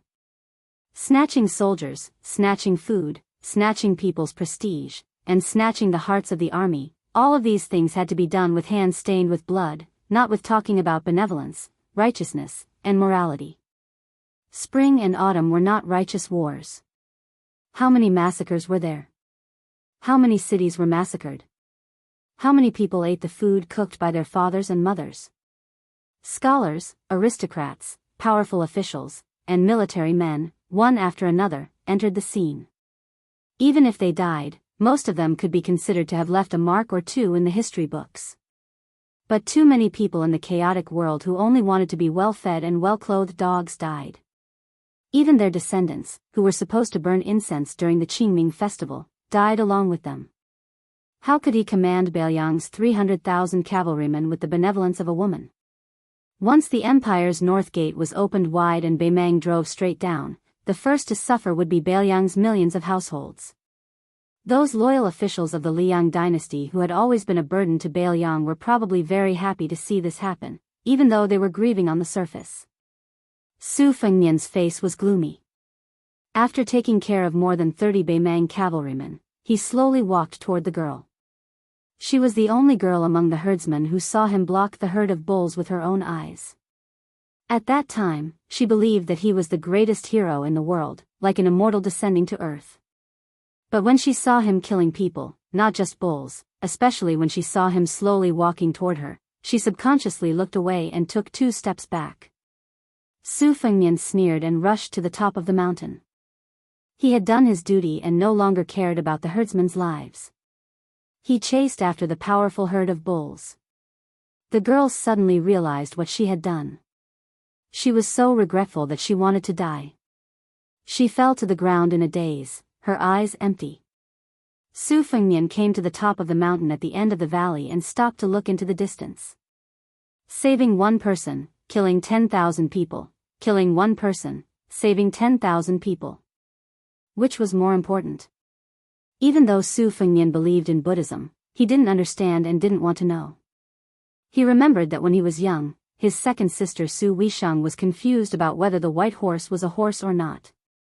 The rough Su Xiao joked that if father sat there and said it was a horse, then it was a horse. Who dared to say it wasn't? It was this unreasonable Madame Wu who said to His Royal Highness that night that there was no one in the world who deserved to die, especially no commoners who deserved to die. As long as I, Su Xiao, am alive, Liang Mang will not lose a single commoner. Su Fengnian jumped down the cliff and ran wildly, following the hoofprints to catch up with the herd of bulls. First, he swam into the lake like a fish, shuttling back and forth freely. Then, he jumped onto the backs of bulls. He walked on the tide. Finally, he stood on the back of a bull, standing at the head of the tide. Chapter 468. Su Fengnian relied on his new Vajra body to squeeze into the herd, but he still suffered a lot. If he was not careful, he would be hit by the strong bison and kicked around like a ball. With Su Fengnian's stubborn character and his reluctance to jump out of the tide, he was washed to the ground several times and was trampled by dozens of bison in an instant. These white-stocked bison easily weighed 2,000 to 3,000 pounds and could not bear it. Only then did he flip over the bison's hooves and jump onto the back of the bison. Fortunately, he had the protection of the mirage evolved from the big yellow court, or else he would have been in rags. He either lay down or sat on the back of the bison, rested or nurtured his sword, and then looked for his own suffering. He jumped into the narrow gaps of the herd and continued to slide like a fish. At first, he collided with the bison several times and was battered and exhausted. He was so angry that he could not wait to use the sword chi rolling dragon wall to smash hundreds of bison. However, he suppressed the irritation in his heart, and combined with the big yellow court heart sutra, he finally figured out a way to move with the flow. When the herd stopped to rest, he would stay away from the bison, sit alone and concentrate on flying on his sword. Once there was a wolf pack that targeted the calf. Su Fengnian did not kill it. Instead, he stomped on the ground and frightened the wild wolves away. After a few days of ups and downs, Su Fengnian was full of the smell of bull, as if he had become a member of the herd and was accepted by many bison. When Su Fengnian passed through the entire herd from the end of the herd and finally took the lead to run, the herd actually followed him for more than 10 miles. Seeing a large patch of water grass, Su Fengnian lay down on the grass by the lake, panting and feeling satisfied. After obtaining the essence of the swimming fish style on the 6th page of the bladesmanship manual, he realized how short-sighted he was at first. If he merged it with the rolling knife technique, he would be like a fish in water, complementing each other. He turned to look at the spring thunder hanging on his waist and said self-mockingly, "Spring Thunder and Xiao Dong are a pair of sisters. After we separated, you were unlucky to follow an idiot like me. Xiao Dong stayed by White Fox's side, so I can't embarrass you too much." Su Fengnian took off his black gown and white coat and put them into the lake to wash, revealing the soft silk precious armor that Jianghu people dreamed of. The soft armor was once pierced by Miss Hehe's hand knife at the chest position. After returning to Bailiang, the pivotal pavilion's craftsman hurriedly repaired it. This secret organization must be busy now with the red armor that had lost its talisman generals. The Bailiang army's combat power was amazing, and the pivotal pavilion, led by the giant of the school of Mo, had made great contributions. The soft armor was woven with 12 sword pouches, which stored the flying swords separately. Before entering Beimang, Su Fengnian had reached his limit by riding the flying swords 4 or 5 times. After the battle with the devil Xia Ling, he stayed in the city to watch the fierce woman lotus slowly bloom. He occasionally had an epiphany and opened another acupoint. In the canyon, he fought with the wild bulls and broke through the juk, opening 3 new acupoints. Su Fengnian spread out his clothes and sat cross-legged on the grass. He rode the 9 flying swords in a dazzling manner. This was the reason why it was said that good techniques were beneficial to martial arts. Each flying sword had its own emphasis on the circulation of qi, thickness, and meridians. It required the sword owner to divide his mind into 9 parts. Of course, it was not to say that Su Fengnian was only 3 sword realms away from the previous sword owner, Dong Tai. Although there was only 1 word difference between riding a sword and controlling a sword, it was still an insurmountable heavenly gate. The 9 flying swords in the air were respectively the green plum blossom with a smooth sword arc, the bamboo horse with a segmented bamboo body, the morning dew with a dazzling radiance every time the sun shone on it, the peach blossom sword with a pink body, the amaze sword with a slender black hair without a handle, the smallest but at the same time incomparably sharp swan and eye, the vermilion bird with a scarlet radiance lingering around it, and the last one was the huang tong with a wide and thick body. Each of the 9 flying swords had its own merits. His childhood sweetheart Chao Lu Chunxue was like the girl next door, nurturing the sword smoothly. Peach Blossom Ame, Vermilion Bird Huang Tong was like a lady from a respectable family, progressing a little slower. The other 3 were like the beauties that could topple a city, unmoved by force or persuasion. Su Fengnian also served them diligently every day, but the formation of the embryo was extremely slow. However, that day when the golden blood of the Buddha was mixed in, Ame fell, and the rest of the swords were more or less the same. Only the first sword of golden thread almost instantly formed a sword embryo, which was a great surprise. Regarding the previous swords that were wasted for 3 days, Su Fengnian did not feel so distressed anymore. After nurturing the golden thread, the golden luster in the blood had completely faded away, which made Su Fengnian feel relieved. He could not abandon the other 11 swords just to nurture the first sword of golden thread. This was a huge loss, and there was no way he could be so wasteful. Su Fengnian controlled the flying swords to cut the water weeds. He wondered what Dong Tai would think if he saw this scene. After he was exhausted, Su Fengnian put the 9 swords back into the sword pouch. He grinned and leaned back, his hands folded behind his head, and closed his eyes, half asleep. Yao Jian had been influenced by the geomancy master Yao Jian. Other than knowing some superficial kung fu of tasting earth and water, he also knew a thing or two about dragon veins. Yao Jian once said that the dragons of the world came out of Kunlun. Of the 3 great dry dragons, one landed in Tai'an, one came out of Donghai, and one entered Beimang. There was a saying in Qingshui geography that the mountains were old and lifeless, while the young mountains had luck. Therefore, one searched the mountains but not the old, one searched the young mountains. The closer one was to Kunlun. As time passed, the more difficult it would be for a dynasty to be born in the West. Not to mention the imperial court, just in terms of feng shui, when Su Shao had stationed troops in Beiliang to confront Beimang, he sent the 2 great vassal kings of the imperial family, Yan, Qi, and Guangling, to the southeast to be in charge of suppressing the qi of the dragon. The son of heaven, Zhao family, was not without the hidden selfishness of having outsiders guard the door and courtyard while their own family members looked after the treasures. Among them, because the Guangling prince and the current emperor shared the same father and mother, they were able to be stationed in the Donghai region. It could be said that they had put a lot of thought into this. However, when talking about the fate of a dynasty and one's own destiny, there were always too many contradictions. Li Shan was very resistant to this, and at the same time, Yao Jian was also implicated a few times. Su Fengnian suddenly stood up and put on his clothes. Then, he saw a middle-aged Taoist who did not look like a Taoist priest from the Central Plains. When he saw him, he only glanced at the spring thunder and lost interest. This Taoist priest had slanted eyebrows and a pair of almond-shaped eyes. He wore a short brown robe with a colorful silk belt tied around his waist.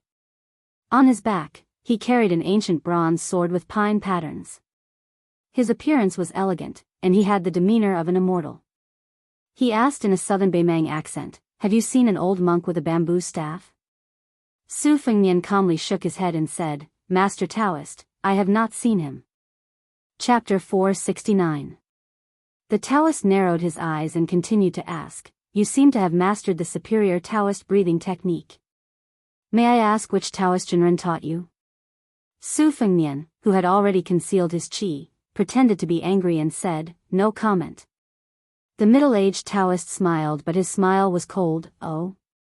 Then you must be a spy from Beiliang." In northern Mang, Taoism was the state religion. Taoist Master Qilin of the Tao Dao sect was a state teacher whose status was so high that it could reach the 9 heavens.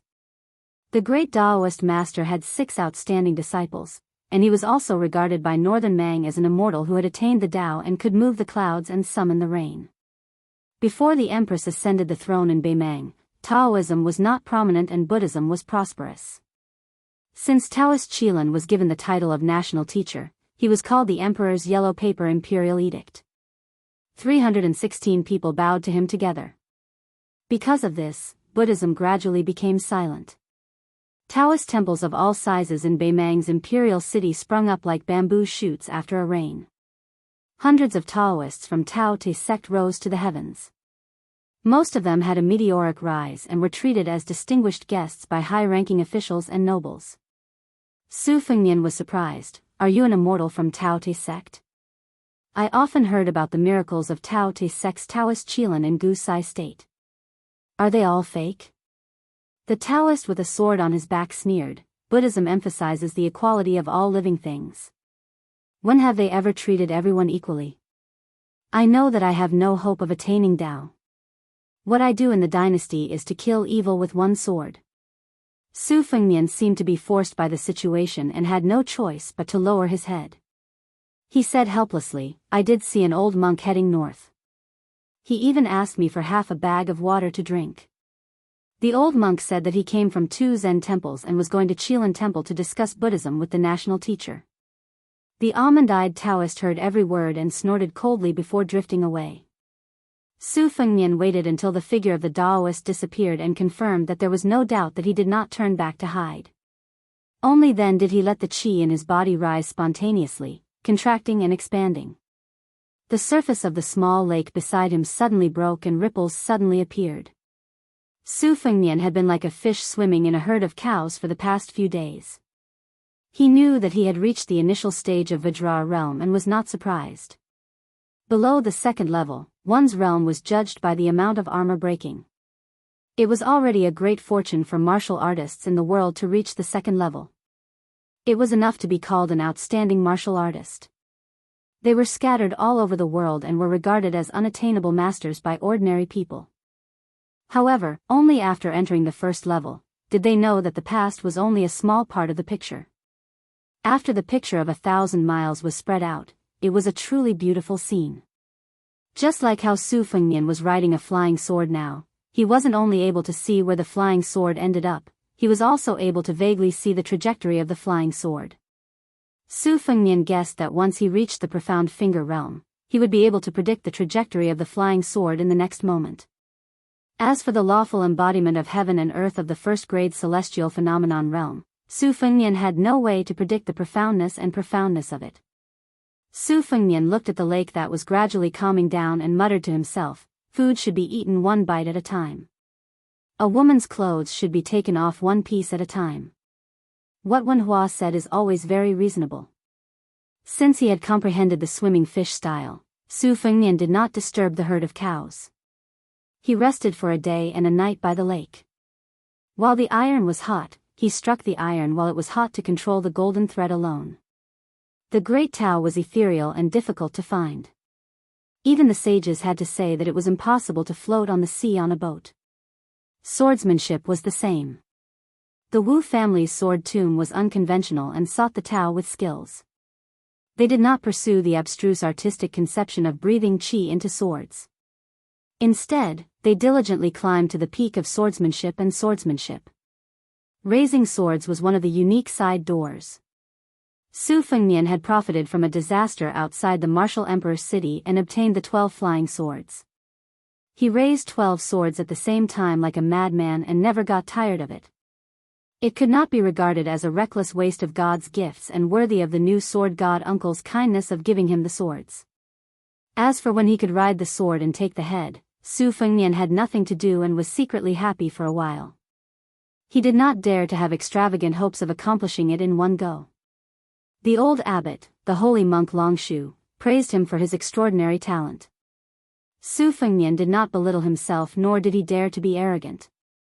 He just laughed it off because there was no reason for His Royal Highness to be arrogant and conceited in front of Li Chungang and Bai Hu's beautiful faces. Su Fengnian walked slowly along the lake. The qi in his body was complicated at first, circulating according to the sword qi rolling on the dragon wall.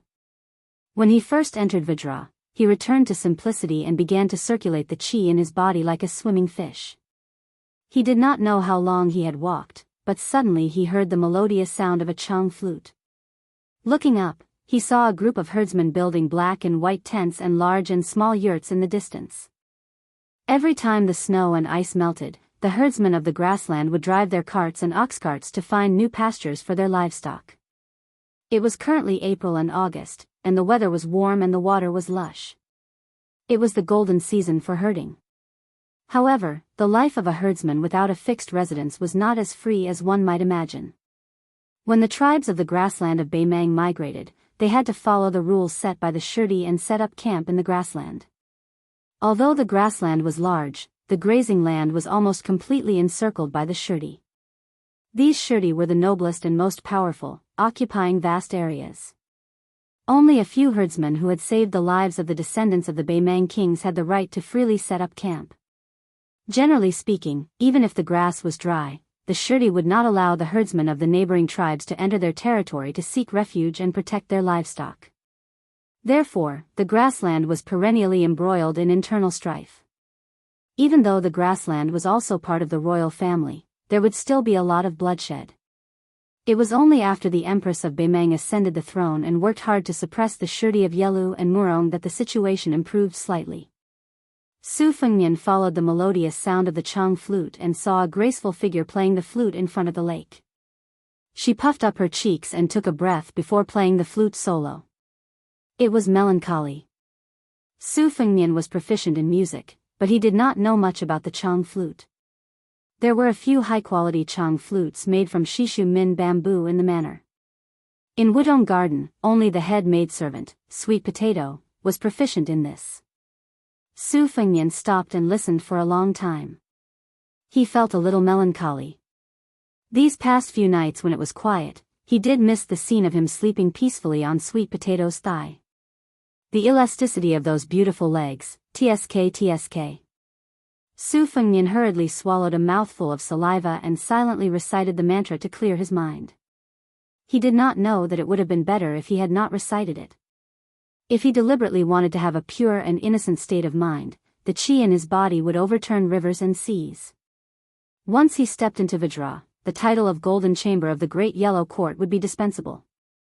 For a moment, His Royal Highness felt like a lecher returning to his old ways. Su Fengnian felt a headache coming on. There were two paths in front of him. He could either be a beast that dragged a woman into the fields, or he could be a fool who scrupulously followed etiquette and was worse than a beast. His Royal Highness and his crotch were both very melancholy. The next chapter is before 12 o'clock. If there is a third chapter, it will be very late in the morning. Chapter 470. With the release of Beimang's new martial arts evaluation, it was well received by the two dynasties. Immediately, there were many works that followed the trend.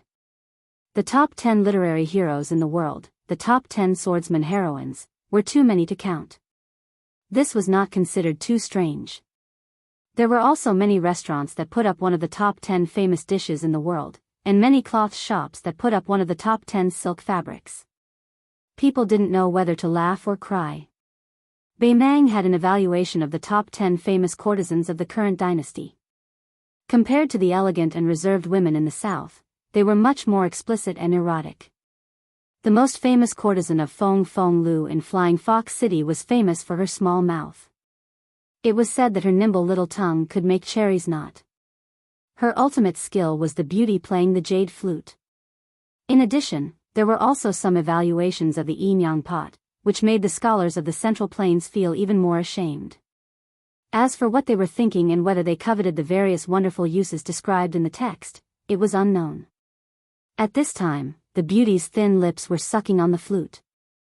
Su Fengnian could not help but let his imagination run wild. Previously, he was full of hostility and had a bit of a grudge against this young herdsman girl. Now that he had calmed down, she was relatively pleasing to the eye. Beautiful women were really a gift from heaven. Not only could they be a feast for the eyes, but they were also pleasing to the eye.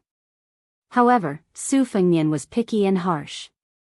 He knew that this kind of poor girl, even if her face and figure were worth 95 won, would not be able to withstand deductions. For example, if her hands were rough due to years of hard work, 1 won would be deducted. If she was herding sheep and riding horses, her buttocks were destined to be soft, 1 won would be deducted. If she was not literate and had shallow knowledge, 2 or 3 won would be deducted. Su Fengnian's disdain for those heroines in the past was not without basis. Although their sleeves were fluttering in the wind, they were like fairies descending to the world. Unless they had reached the realm of perfection and were able to grow flesh and bones, their hands would be calloused. If they were to wield weapons, who could guarantee that they would not have scars while practicing martial arts? Later, Li Chungang, who was at the time of the martial arts competition, commented that the girl's feet were really big. It was said that the girl was so angry that she cried. After she lost to Li Chungang in a sword competition, she was unwilling to set foot in the Central Plains again. It was conceivable that it was not easy to become a famous heroine, especially one who was gifted and had a full chest. If they fought with others, they would tremble and the onlookers would feast their eyes. Of course, they would think that it was beautiful, but the heroine herself would probably be secretly distressed. When the young herdsman saw the man who had brushed past her in the canyon for the first time, she was first surprised, then afraid, and finally guilty and happy. Her 5 fingers clenched the exquisite flute and she did not dare to make a sound. At first, she was afraid that this young hero, who had done a great favor for the whole tribe, would leave without saying goodbye. Seeing him standing not far away with a smile, she was slightly relieved. It was just that her palms were sweating and covered with her beloved flute. She bit her lips and did not dare to make a sound to disturb her benefactor's contemplation. She was not a tribesman and was thrown outside the yurt when she was an infant. She was only left with a token, the Chang flute, which was engraved with the 4 words, Yelu Murong. The girl grew up and became more and more beautiful. However, on the grassland, a woman's beauty could not escape. She was just a commodity in Shirdi's bag and could be sold or offered as tribute. Her benefactor, Shirdi, was only a small aristocrat on the grassland. He had enough to preserve his territory but not enough to expand. When he learned that a beautiful woman who was said to be unparalleled in the world had appeared in his tribe, he hurriedly prepared to gift her to a big Shirdi in exchange for a new pastoral land. The small and weak tribe could not bear the humiliation and migrated. Little Shirdi, who controlled the life and death of the tribe, was furious and sent cavalry to chase them. This group of herdsmen had to cross the territory and camp. Little Shirdi had no choice but to pay the neighboring tribe gold and silver as a toll fee, but he did not dare to tell the truth. He did not expect that a powerful old Shirdi would learn the inside story. The old Shirdi, who was half 100 years old, coveted the girl and simply killed more than 10 cavalrymen to chase after this fat meat. The last Shirdi was a descendant of the Yelu branch. He was famous for his cruelty in commanding troops and governing people. He did not lust for beauty at all. He directly ordered the killing of this group of illegal herdsmen. Only then did he have the cold-blooded skill of driving sheep into the tiger's mouth. Coincidentally, the Buddhist saint and the prince of Bailiang who went to the north to meet inadvertently stirred up the situation. The muddy water became even more muddy, which allowed the herdsmen to linger at death's door and set up camp in this fertile land. A few days ago in the valley, the girl took the initiative to find the tribal leader and said that if the local grassland heroes made things difficult for her again, she was willing to go to the Shirdi's camp. The tribal leader was old and had been running all the way. Although he felt sorry for the girl who was like his own granddaughter, he did not refuse. After all, the old man had 100 lives on his shoulders. If he persisted, not only would he be hunted down as a plaything by the big and small Shirdi, the young herdsmen in the tribe would almost rebel. The herdsmen were poor and could not do the pretentious good deed of leaving food for the rats. She had the kind temperament of sweeping the ground for fear of hurting ants as usual. Although she was lonely and had no one to rely on, she could make the tribe protect her at all costs. Half of it was because of her beauty, and the other half was because they pitied her hard life. It was not a good thing for a woman to be beautiful on the grassland. Su Fengnian was not afraid to judge others with the most malicious intentions. Even if you were the abbot of the 2 Zen temples, Su Fengnian had been repeatedly weighing and guessing these days. Where was this good karma? Especially in the valley, the lion's roar of Buddhism came late and hundreds of bison died in his hands. Wasn't it indirectly killed by the old monk who claimed to have made a big mistake? Wasn't it just like the apricot-eyed Beimang Taoist who said that monks could not achieve equality for all living things? How should this account be settled? To put it bluntly, it was nothing more than haggling over every ounce with the heavens. Everything had its gains and losses. The old monk was already in the realm of Buddha, yet Su Fengnian was using a stupid method to think about the bigger picture. One day, he would inherit the title of Prince of Northern Liang. Did this have anything to do with Northern Mang's destruction of Buddhism and the end of the world? The 2 Zen temple's original intention was to let the little monks of the north and south go to Jinding to debate with Taoism. However, it was dispelled because of the little girl's dream. According to the information gathered by the spies of Bailiang, in that dream, countless armored horses came to Bailiang. Su Fengnian was not only curious about the little monk who erected a monument and became a Buddha, he was more concerned about where the armored horses came from. The aftertaste of this dream was too long. Even Li Shan, who never believed in ghosts and gods, racked his brains and buried himself in the ancient books of Buddhism and Taoism. In the end, he used the Book of Changes to interpret the dream, but the result was still very little. Chapter 471. Pull one hair and the whole body will be affected. After the white-clothed monk won the debate at Mount Longhu, he and Zhao Danping were summoned to Tai and City by decree. Then the old abbot personally went down the mountain to Beimang to discuss Buddhism with the Qilanjinren of the Tao Te Dao sect. Su Fengnian's mind wandered thousands of miles after the initial heat. When he came back to his senses, his mind was as calm as still water. This made His Royal Highness worry about whether or not there was a big problem between his legs. He sighed inwardly and approached the girl, who was at least 85 when he took the chung flute from her hand. Seeing the 4 characters of Beimang, he frowned and asked, "Do you understand the language of the southern dynasties?" The girl's voice was as soft as a mosquito's. "I understand, but I can't speak it well." The language of Beimang was originally complicated and varied. After the Empress took over the dynasty, it gradually changed. However, the northern and southern dynasties were still distinct. Every time the Empress went on a hunting tour, she would discuss matters with her close officials. Occasionally, they would talk about things. Of course, the powerful officials of the northern royal court would mock and ridicule the officials of the southern dynasties. The people of the northern dynasties who were born in the imperial tent were inevitably filled with a sense of superiority. After the end of the Spring and Autumn War, the Central Plains was stabilized. The Empress took over Beimang as a young monarch and usurped the throne. Then, she took the opportunity to settle the remnants of the Spring and Autumn War. This caused Beimang to be in turmoil.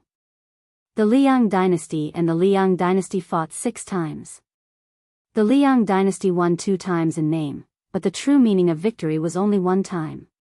It was when the Empress took the opportunity to unify the Spring and Autumn War and took the opportunity to take the initiative to attack Beimang's unstable foundation. They won on 3 fronts and fought all the way to the capital of the southern dynasties. Unfortunately, they couldn't finish the war in one battle and continued their northern expedition, leaving Beimang with a chance to breathe. People only said that Su Shao, the king of Beiliang, was greedy for power and didn't want to destroy Beimang. As a result, he had no soldiers to lead, so he withdrew his troops.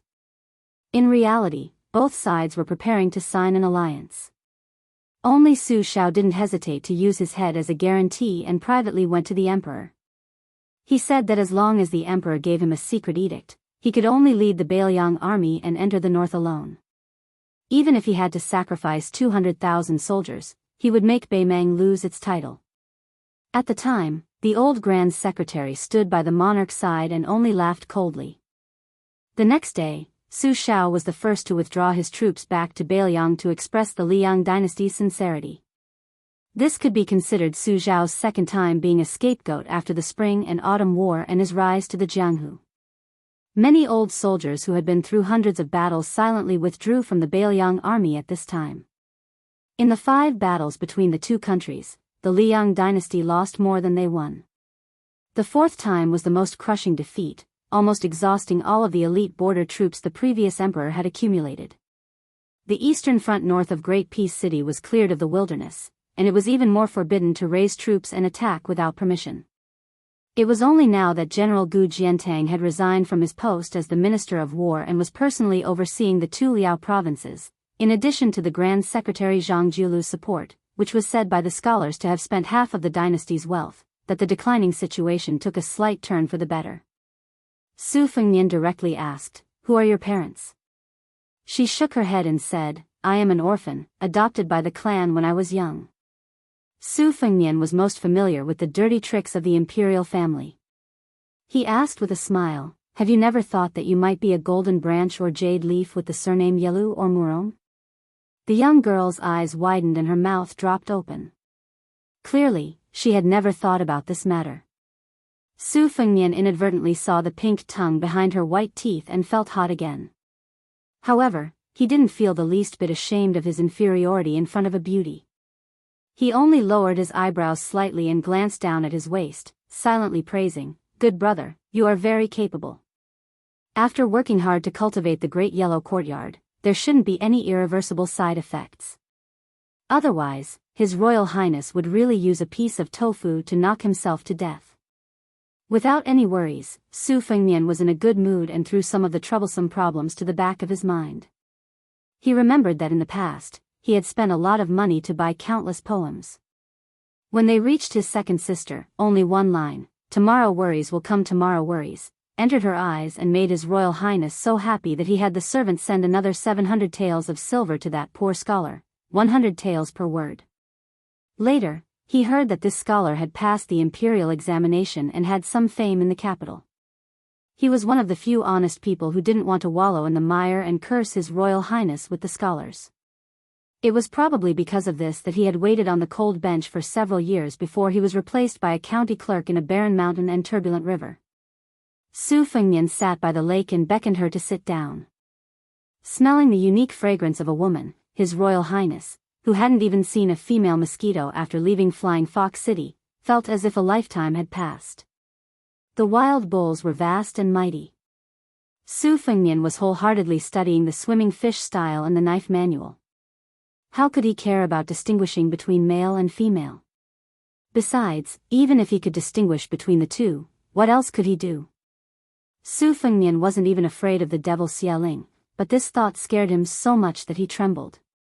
He then held his belly and laughed. It could be said that he found joy in the bitter struggle of Beimeng alone. After laughing, he saw that the young girl who was sitting upright and still was confused.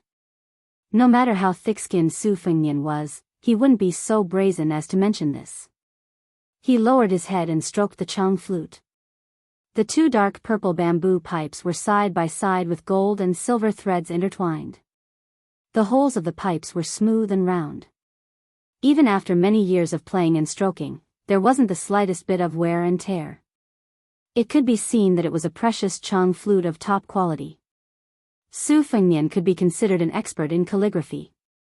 He carefully observed the 4 Mang characters written by Murong in front and Yelu in the back. The characters carved on the Chang flute were extraordinary. He didn't exchange the flute. Instead, he smiled and said, "Take good care of this keepsake. Who knows, maybe one day you'll be the shepherd girl Muko Shinbei's head. If that day really comes, remember my kindness." The girl blushed when she saw how gentle and meticulous he was stroking her, making her even more charming. However, when she saw this young master from the southern court using her beloved Chang flute to stroke her back in such a careless manner, there was a hint of resentment in her eyes. Perhaps Su Fengnian was slow to realize it, or perhaps he was deliberately teasing her, but when he saw her face, he couldn't help but smile. He extended a finger and twirled the Chang flute's opening, grinning wickedly. The girl's face was thin, and she was about to cry. Su Fengnian returned the Chang flute to her and lay down on the grass. He was afraid that there wouldn't be many days of such leisure and carefree days in the future. The girl sitting cross-legged beside Su Fengnian clutched the Chang flute and lowered her head, saying, "I'm sorry." This time, she really was crying. Su Fengnian knew that she was apologizing for her cowardice after being saved in the canyon. The corner of his mouth curled up, and he said in a calm tone, "It's not wrong for a girl to be timid. If you feel that it's wrong, you can be bolder and sit on me. Even if I suffer such humiliation, I won't resist." Su Fengnian was originally teasing the girl, and he was just teasing her. He didn't think that this girl would really use up all her courage and boldness in her life to sit on his waist. His Royal Highness, who had been suppressed, sucked in a breath of cold air and said sanctimoniously, "Girl, please have some self-respect." Chapter 3, Around 3 in the morning. Not included in tomorrow's update. Chapter 472. An ignorant girl straddled the man's waist and sat with her butt raised. You couldn't expect her to be good at horsemanship in this aspect. Su Fengnian, on the other hand, was very familiar with it. Just a moment ago, he was like a chaste woman who was awe-inspiring and righteous, asking the girl to respect herself. However, when he saw her taking the initiative, he immediately changed his attitude and started to undress himself without hesitation. Having illicit sexual intercourse in the wild, having a banquet in heaven and earth, and wantonly humiliating the northern Mang woman. It should be the dream of many weak northern Yang gentry children. Su Fengnian had seen many of these poor rich scholars who thought that they could compete with the soldiers who led troops to kill the enemy by riding on the northern Mang prostitute's body in the brothel. Su Fengnian's eyes were clear as he looked at the herdsman who seemed to be crying and laughing at the same time. He stopped what he was doing, which was mostly acting. She undoubtedly had a pair of bright eyes, which were not the kind that directly pointed at one's heart, but the kind that was pure and untainted by dust and dirt. This kind of woman's eyes were destined to be like the clear lake on the grassland beside him, which would disappear into the yellow sand sooner or later. Once he saw her this year, he might not see her again next year. Even if she was a golden branch and jade leaf left behind in the grassland, even if she returned to the palace, what benefit would it bring? Su Fengnian did not have the charming thought of taking off his clothes to see her naked, but he was not allowed to take advantage of her. He smiled and shook his head, indicating for her to relax. At the same time, he held her extremely flexible and slender waist with both hands in an inappropriate position. The two of them looked at each other.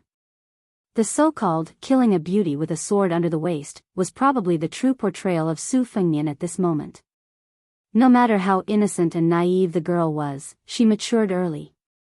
No matter how ignorant she was not a fool. She also knew what kind of evil was suppressed under her soft buttocks. Riding a horse and herding sheep would not be so embarrassing. This was not a woman who deliberately wanted to seduce people. Even though Su Fengnian had been untainted by flowers for a long time, he also felt that those fallen monarchs who never went to the morning court were not wronged. Su Fengnian's hands quietly slid down, and naturally squeezed. This was a skill that came with practice. Back then, during the 3 years of traveling, he had relied on this ingenious technique to make that brat Wenhua prostrate himself in admiration.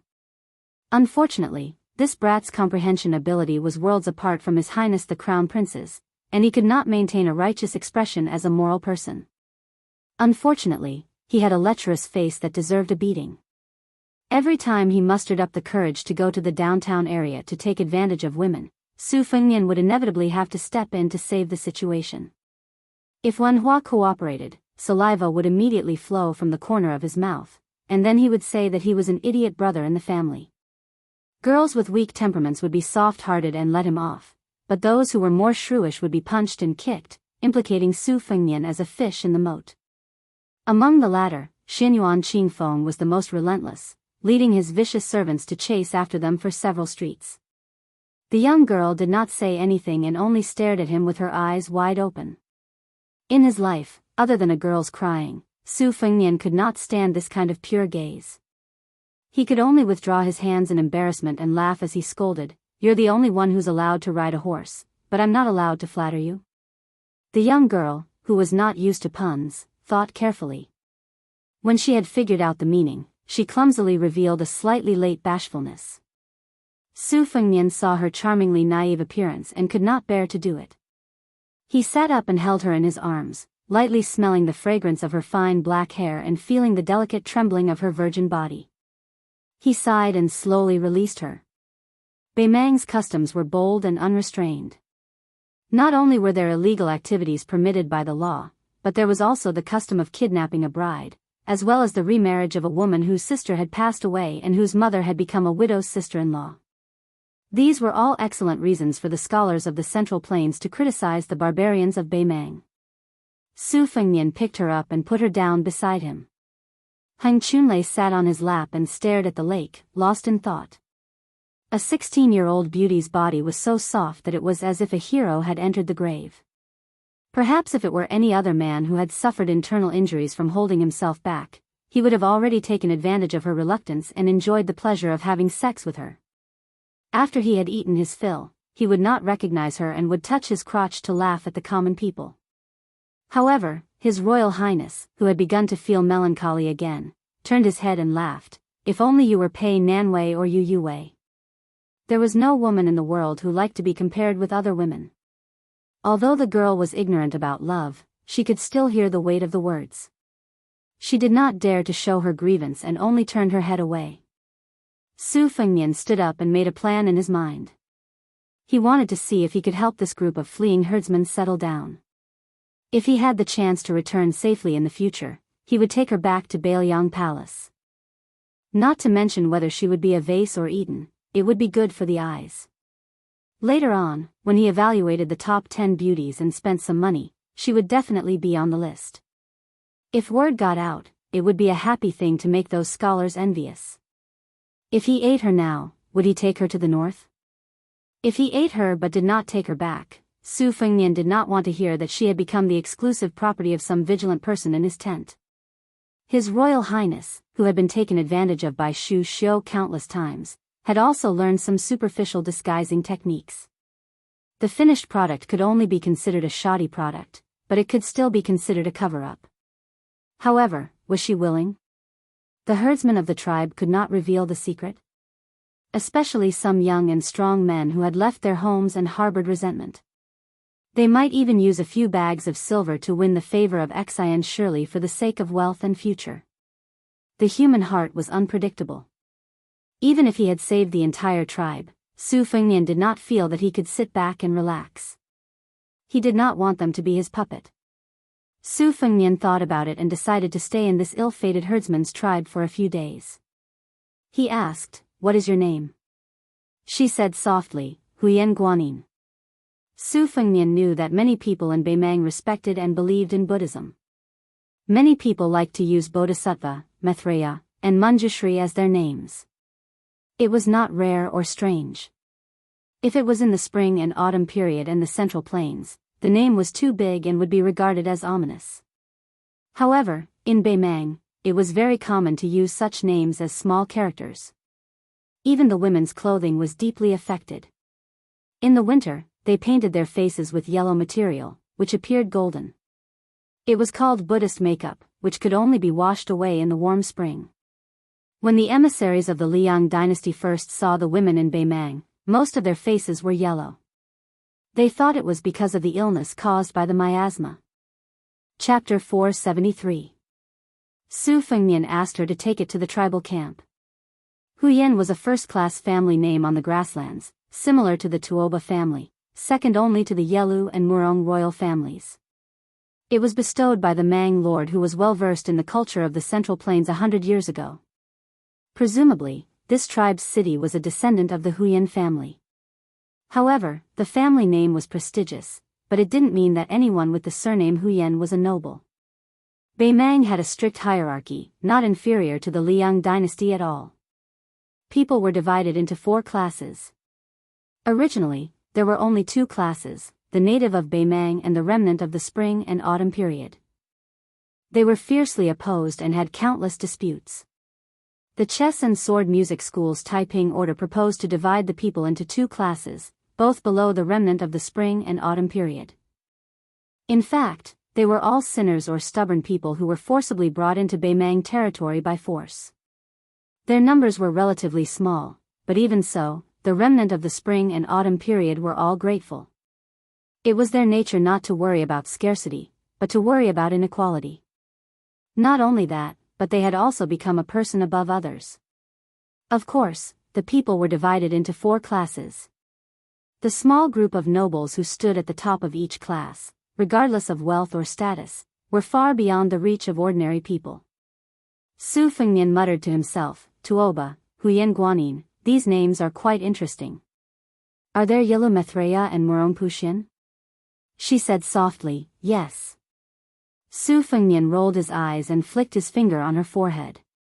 "You don't know how to read people's expressions at all. With your blockhead, even if you really went to the imperial tent in the imperial city, you wouldn't be able to become a princess with 100,000 thoughts." She raised her voice slightly, perhaps this was the biggest protest in the world. "I'm not." Su Fengnian pinched her chin and teased, "You say you're not? Then if I say I'm the emperor of Beimang, then I'm the emperor of Beimang?" She blushed and retorted seriously, "Her Majesty is a woman." Su Fengnian sighed and no longer reasoned with her. When he went to the herdsman's tribe with her, he was worshipped as a god.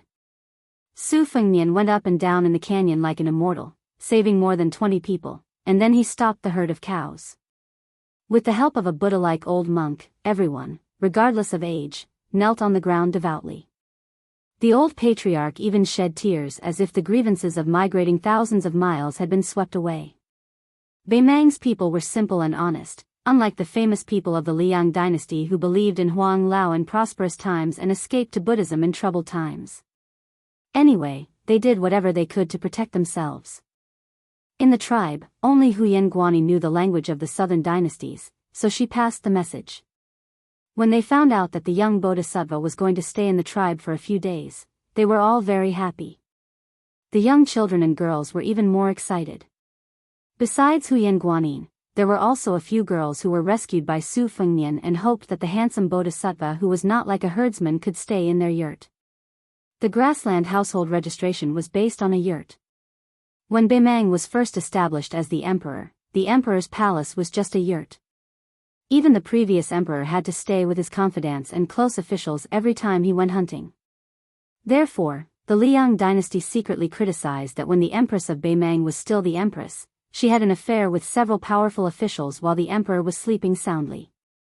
This really surprised the people of the Central Plains who lived in the imperial palace.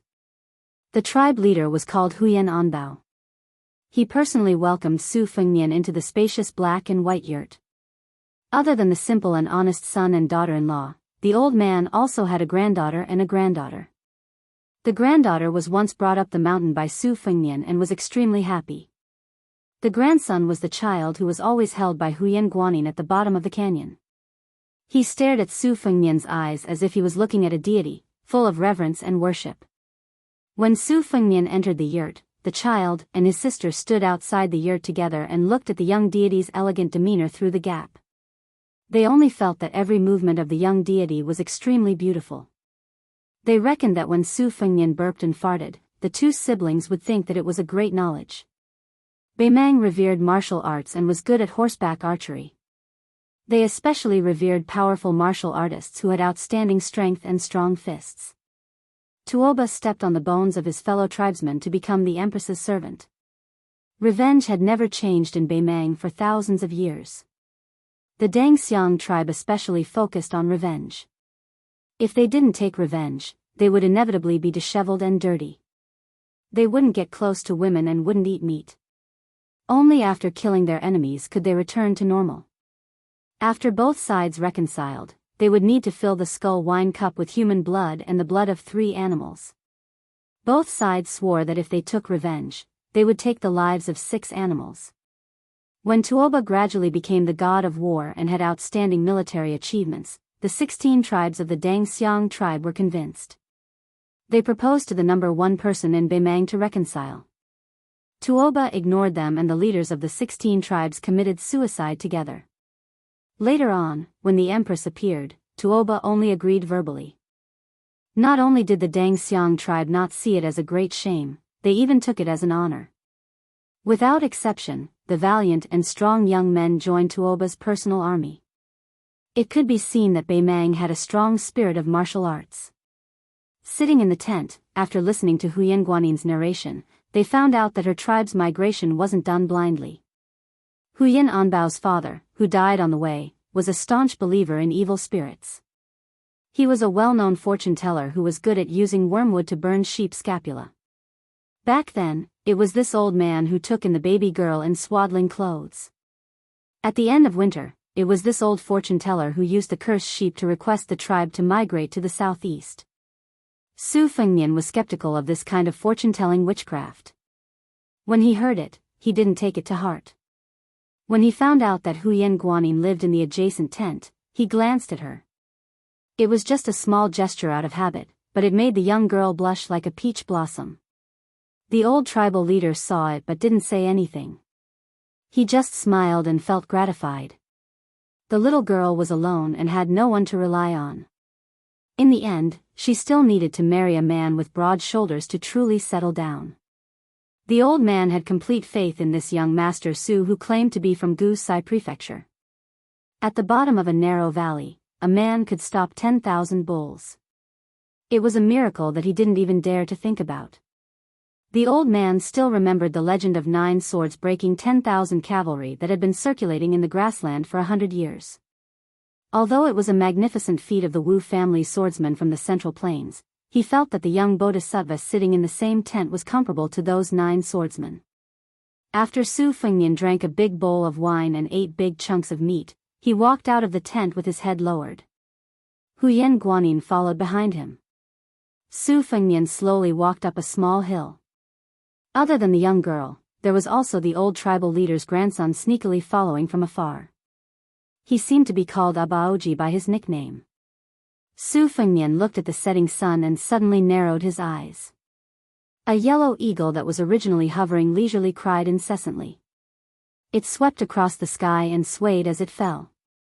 100 miles to the northeast, the yellow eagle fell to the ground. There was a small bird's claw that was like an iron hook that was nailed into the eagle's back. It was only heard of the eagle catching the sparrow. Was there really a sparrow riding an eagle in this world? The extraordinarily handsome bird flew to the shoulder of a young man who had a sword and a saber hanging from the left side of his waist. Its cry was crisp and clear. The young man in the fox fur hat had 2 retainers standing beside him. One of them was a middle-aged man with a strong body like a lion. His voice was as loud as a bell. "Young master, you've already killed no less than 600 people and 4,000 wild bulls on your way here. Have you enjoyed yourself?" The other old man in a brocade robe said gloomily, "Of the 10 great devils, other than you and I, who are both slaves to the young master, I haven't seen any of the other 8. How can I enjoy myself?" The young man sneered with a strong smell of blood. He reached out to tease the small bird on his shoulder and said, "Devils and whatnot are actually boring to kill. Killing that Buddhist saint is more interesting." The self-proclaimed Baimang demonic old man nodded and said, "This dragon tree monk of the 2 Zen temples is said to be the master of the white-robed monk Li Xiaoxin. We should meet him." Hearing the name Li Xiaoxin, the young man's eyes turned red. He reached out to gently hold the small bird and suddenly exerted force. His hand was covered in blood. He gritted his teeth and said, "They all deserve to die." Chapter 474. The young master in the fox fur hat casually tossed away the falcon-hunting sparrow. He rubbed his thumb and fingers together. The blood was thick, and he sniffed it. Obviously, he had a shrewd and ruthless personality. He wiped his fingers on the fox fur coat. The middle-aged man said, "Even though the old bald donkey Long Shu is a saint, he is from the 3 sections. His realm is too fake and can't be accurate. There are more than 30 people in the martial arts role of the dynasty who are first-class 4 states. I reckon only these people can enter the young master's eyes." Even though the Vajra state is divided into big and small and the Buddha's invincible golden body is respected, it is still the ability to take a beating. When it comes to killing people, I'm afraid even compared to the Confucian and Taoist sects, not to mention me and my brother who are from the demonic sections. This bald donkey from the 2 Zen temples is the most suitable for the young master to practice his knife. He can hack 800 and 1,000 times in one go to verify if the Buddha is really invincible. The elder in the brocade robe sneered, "Duan Bo Air, are you really stupid or are you pretending to be stupid? A saint is a saint. How can his golden body be broken so easily? Be careful that you don't get to eat the lamb. You and I know each other well. Besides, no matter how good the young master's talent is, he is not 20 yet. He still can't enter the Vajra state after fighting with the bulls. Can the 3 of us gain anything by intercepting and killing Long Shu monk?" The man sneered, "What's so difficult about that? It is a secret that the old bald donkey entered our dynasty. We can let the young master find a few great guardians and gather 1 or 2,000 cavalrymen. We can use the wheel war to kill the old bald donkey. When the time comes, the young master will chop off his head and be the only person who can kill a land immortal. Who would dare not to submit?" The elder said in disdain, "If the saint wants to leave and avoid the battle, even if he has 1 or 2,000 cavalrymen, can he catch up?" The middle-aged man crossed his fingers and his joints cracked. He laughed sinisterly, "The old bald donkey eats vegetarian food and chants to Buddha.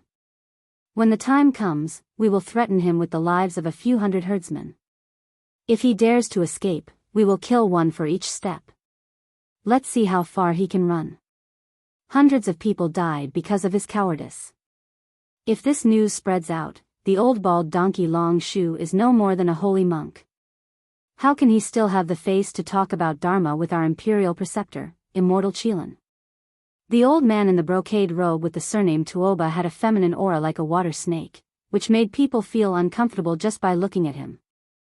The middle-aged man with a sturdy physique looked more righteous, but the latter was more flattering, which suited his identity as an evil servant. The young master raised his hand to prevent the embroidered robed retainer from blurting out sarcastic words. He removed a pitch-black metal tablet from his waist and instructed, go go to the nearby tents and pass on my order. Gather 1,200 cavalry in 3 days. When the time comes, we will meet at Yellow Eagle Valley and intercept the Dragon Tree Monk together. If anyone dares to disobey, I'll allow you to act first and report later. I don't believe there's an eagle on the prairie that isn't afraid of my Tuoba family." Duan Bo-er acknowledged the order and left. In the Baimang dynasty, other than the royal family and the young master's family, there was no other branch that could make 2 of the 10 great devils willingly become their servants. This time, he left home because of his father's unwillingness to let him lead an army to the border of Gu Sai state alone. His father was clearly an invincible martial artist who relied on his glorious military exploits to reach the top of the royal court, but he actually valued his elder brother who read the classics of the Central Plains so highly. He favored one and discriminated against the other, which really annoyed him. However, although he didn't like his elder brother's actions, their brotherhood had never faded. Especially in these years, when he caused countless troubles, it was always his kind-hearted elder brother who came forward to settle everything. He didn't hesitate to become enemies with many of the Yelumurong children. He was very grateful for this, especially when that foxy sister-in-law took the initiative to seduce him at the beginning of the year. Even his father was furious and wanted to cripple his martial arts without listening to his explanation. It was still his elder brother who calmed his father's anger.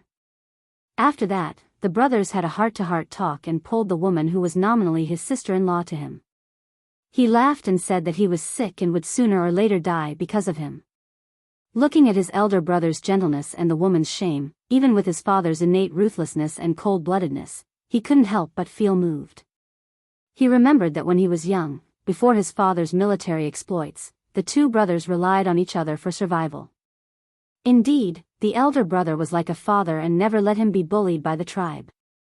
This proud son of the prairie and desert muttered, "As long as you don't live past 40 years old and don't fight with me, I will always see you as my elder brother." The demon in brocade robe turned a deaf ear to the young master's heart-wrenching words.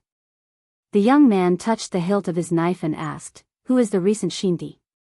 The old man smiled and replied, "It's Chu Cha, from the Huiwa tribe. He is in charge of 20 to 30,000 people. His tribe members are good at hunting leopards and lions." Chu Cha, was originally a small official in the eagle catching room. He was only promoted to Shinti after offering a few good eagles as tribute to the Huiwa tribe leaders. "I heard that the women in the tribe are very beautiful," the young master said indifferently, "Then go to Chu Cha and rest. As for the women, you can choose as you like." The demon in brocade robe got along with this extremely noble young man. He was far from being as servile as the middle-aged man.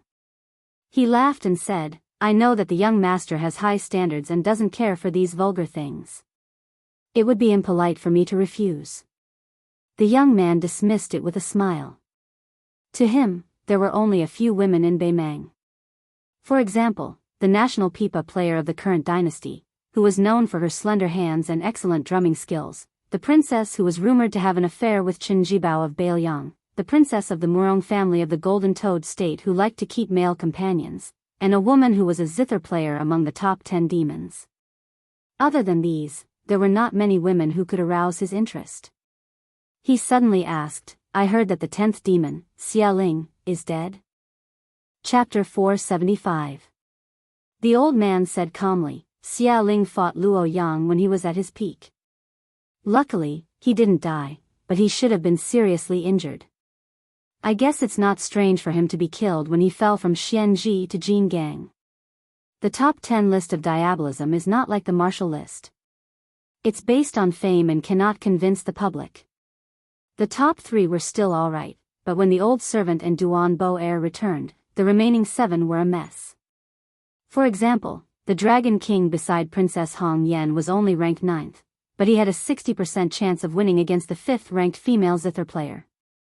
At the end of the day, in the path of martial arts, the best way to kill and break one's hand was to break through from the second stage to the first stage, step by step, and then use the Vajra finger mysterious celestial phenomenon to reach the earth immortal realm.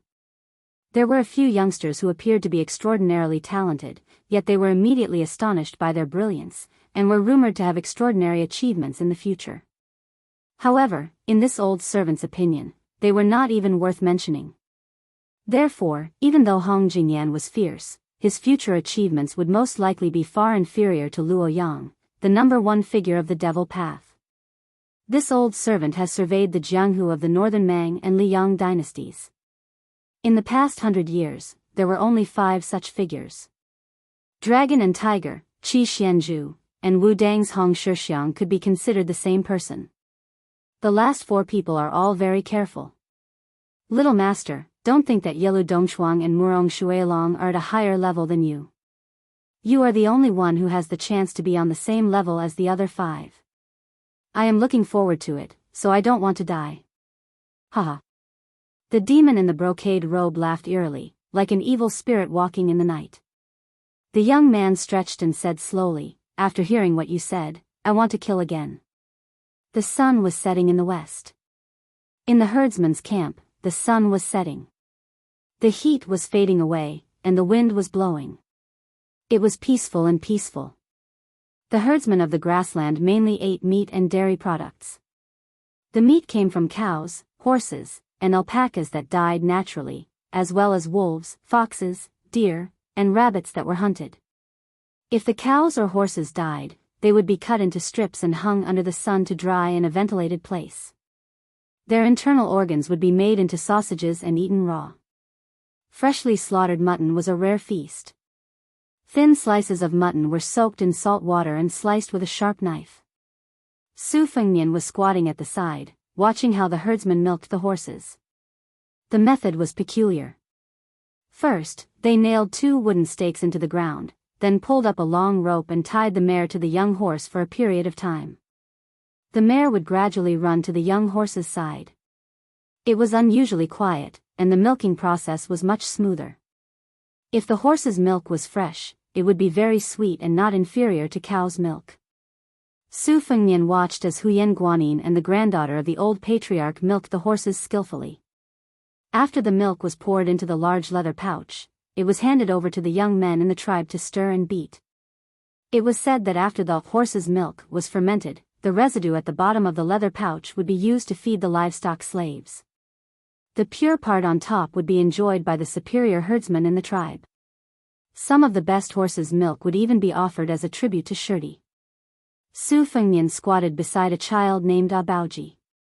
He did not speak, but just followed this immortal bodhisattva in his heart from afar. No matter how he looked at it, he would never get tired of it. Su Fengnian suppressed his hot and dry emotions. Looking in this direction, he could just see the details of Huyen Guanin's milking. He clicked his tongue and said, her technique is really not bad.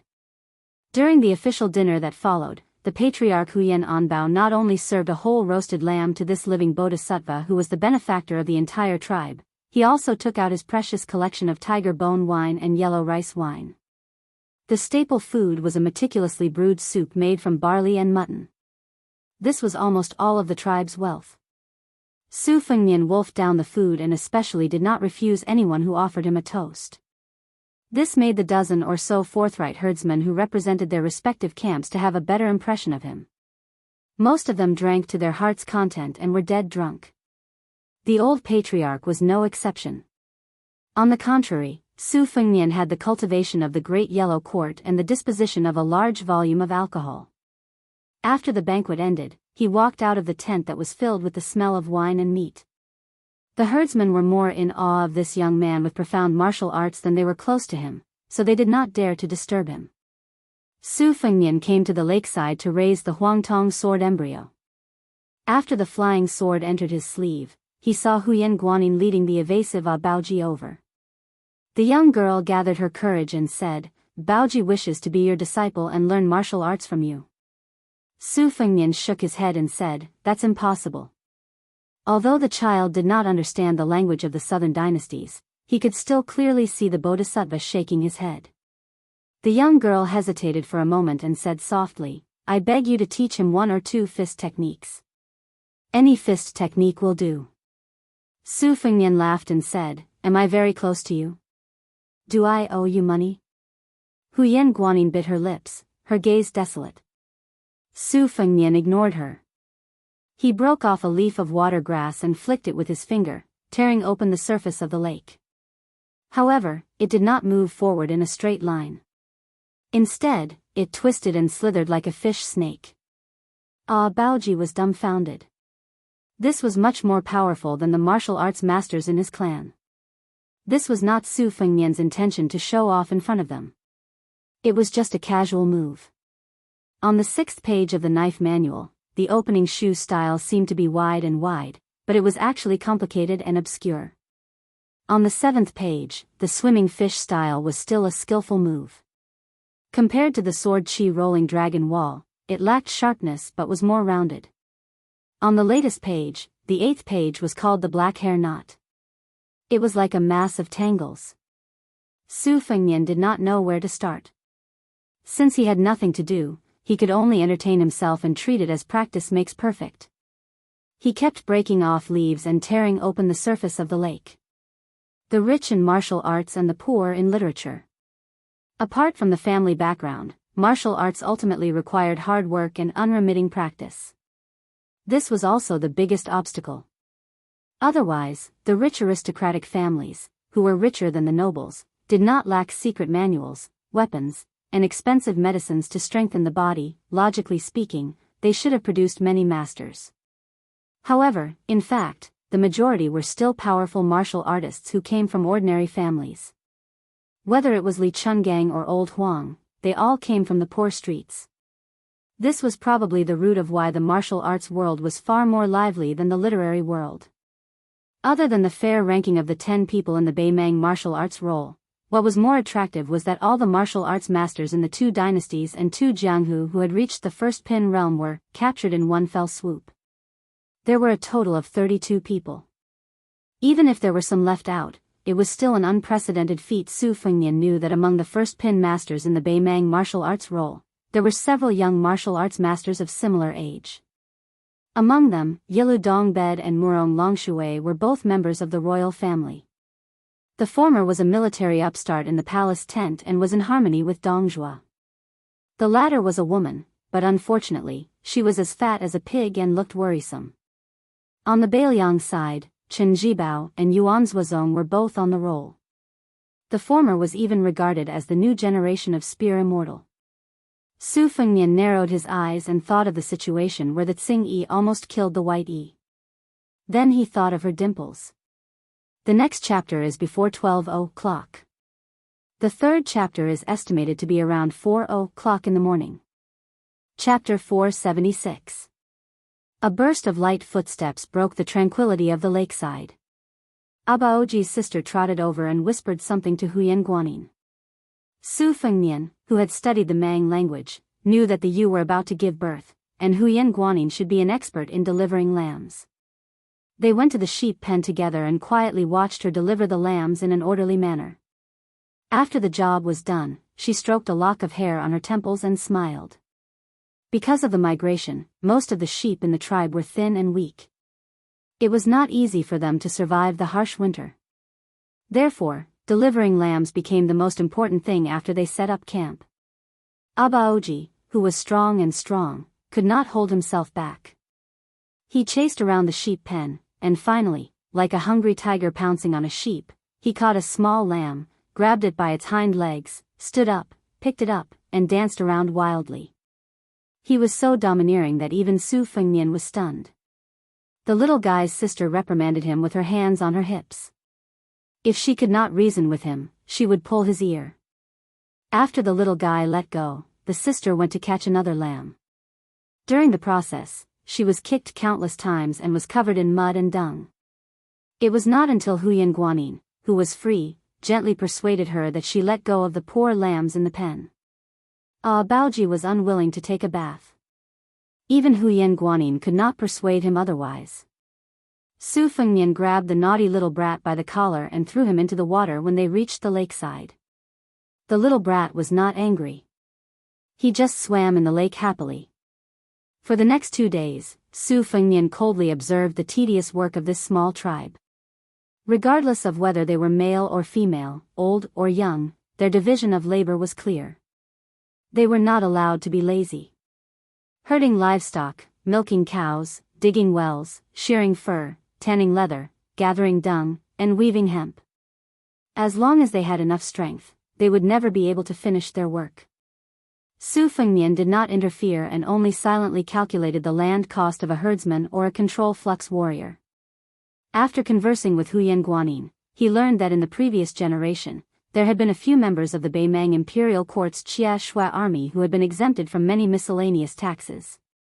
Otherwise, with the tribe's manpower and resources, they would have to hunt large wild animals or even raid other tribes to survive. However, these two matters were too risky. If they were not careful, the tribe would be annihilated. Every day, there would be small tribes of this scale in the prairie that declined or were annexed by other tribes.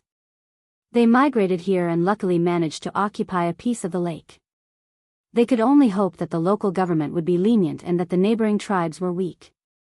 During this time, Su Fengnian had a secret discussion with the old chief. After that, Huyen Guanyin finally put on a rough face, which broadened the horizons of the herdsmen of the tribe. They increasingly viewed Su Fengnian as a strange character who had reincarnated from a bodhisattva. On the third day, at noon, Su Fengnian, who was meditating by the lakeside, looked toward the north. They had finally arrived. However, compared to what he had expected, this time, it was much larger.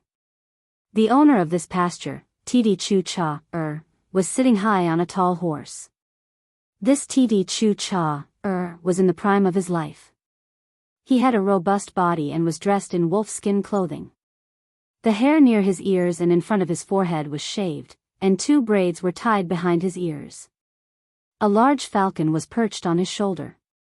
Chu Cha waved his hand, and 100 or so riders behind him rushed out with strange cries. They galloped wildly around the campsite. This was not considered a terrifying method. What was more frightening was that there were 2 cages beside Chu Cha. Each of the cages held a golden cheetah and a fierce tiger captured from the Tu Liao's side. The 2 fierce beasts that were originally curled up and dozing seemed to have smelled the scent of blood. They suddenly stood up in their cages and roared. Their sharp claws slammed against the iron bars as if they were about to devour someone. The chief, Huyen Anbao, who had migrated thousands of miles away, led the members of the tribe and gathered together in fear. They did not bring any weapons and did not dare to show any signs of resistance. Migrating across the border was originally a wrong thing to do. If it was not for the fact that the tribe did not have any valuable treasures, Huyen Anbao would have personally gone to offer incense to this new Tidi Chu Cha, who would control the life and death of the entire tribe in the future. Su Fengnian and Huyen Guanyin did not walk out of the tent. There was still an indignant Abaoji hiding beside them. He looked at the arrogant Tidi Chu Cha's personal guard through the gap, but in the end, his gaze stopped at the man who looked like a master and servant beside Tidi Chu Cha. The young man was wearing a fox fur hat and had a sword at his waist.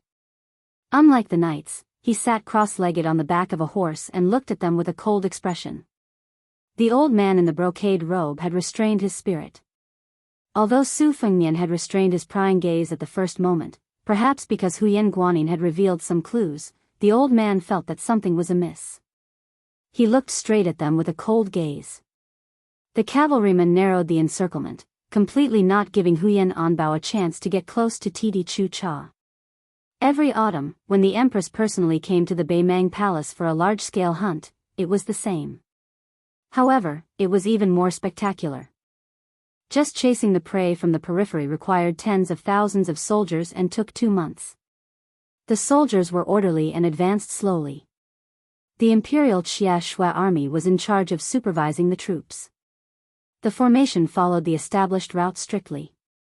If there was a slight deviation, they would be dragged away and beaten.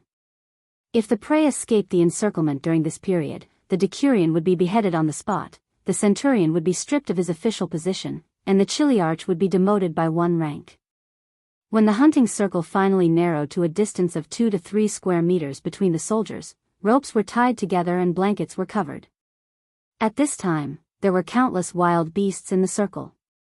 Lions and donkeys were in the same place, cows and horses collided with each other, and jackals, wolves, foxes, and rabbits were squeezed together.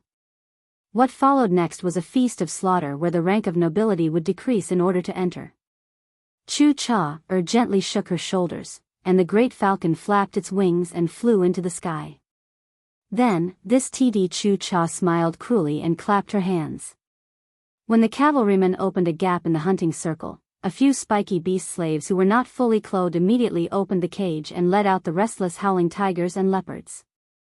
Releasing the reins, the wild and untamed leopard and tiger rushed out side by side and skillfully pounced on the herdsmen in the circle. When the tigers and leopards ran, their slender, dynamic, and strong bodies were especially prominent. This meant that once they came into contact with the herdsmen, it would be an incomparably bloody tearing. The distance of 100 steps was covered in an instant. Chapter 477. The two strong herdsmen guarding the tribal leader had participated in many wild beast hunts. Although they did not have spears and arrows, they still stood out of the formation.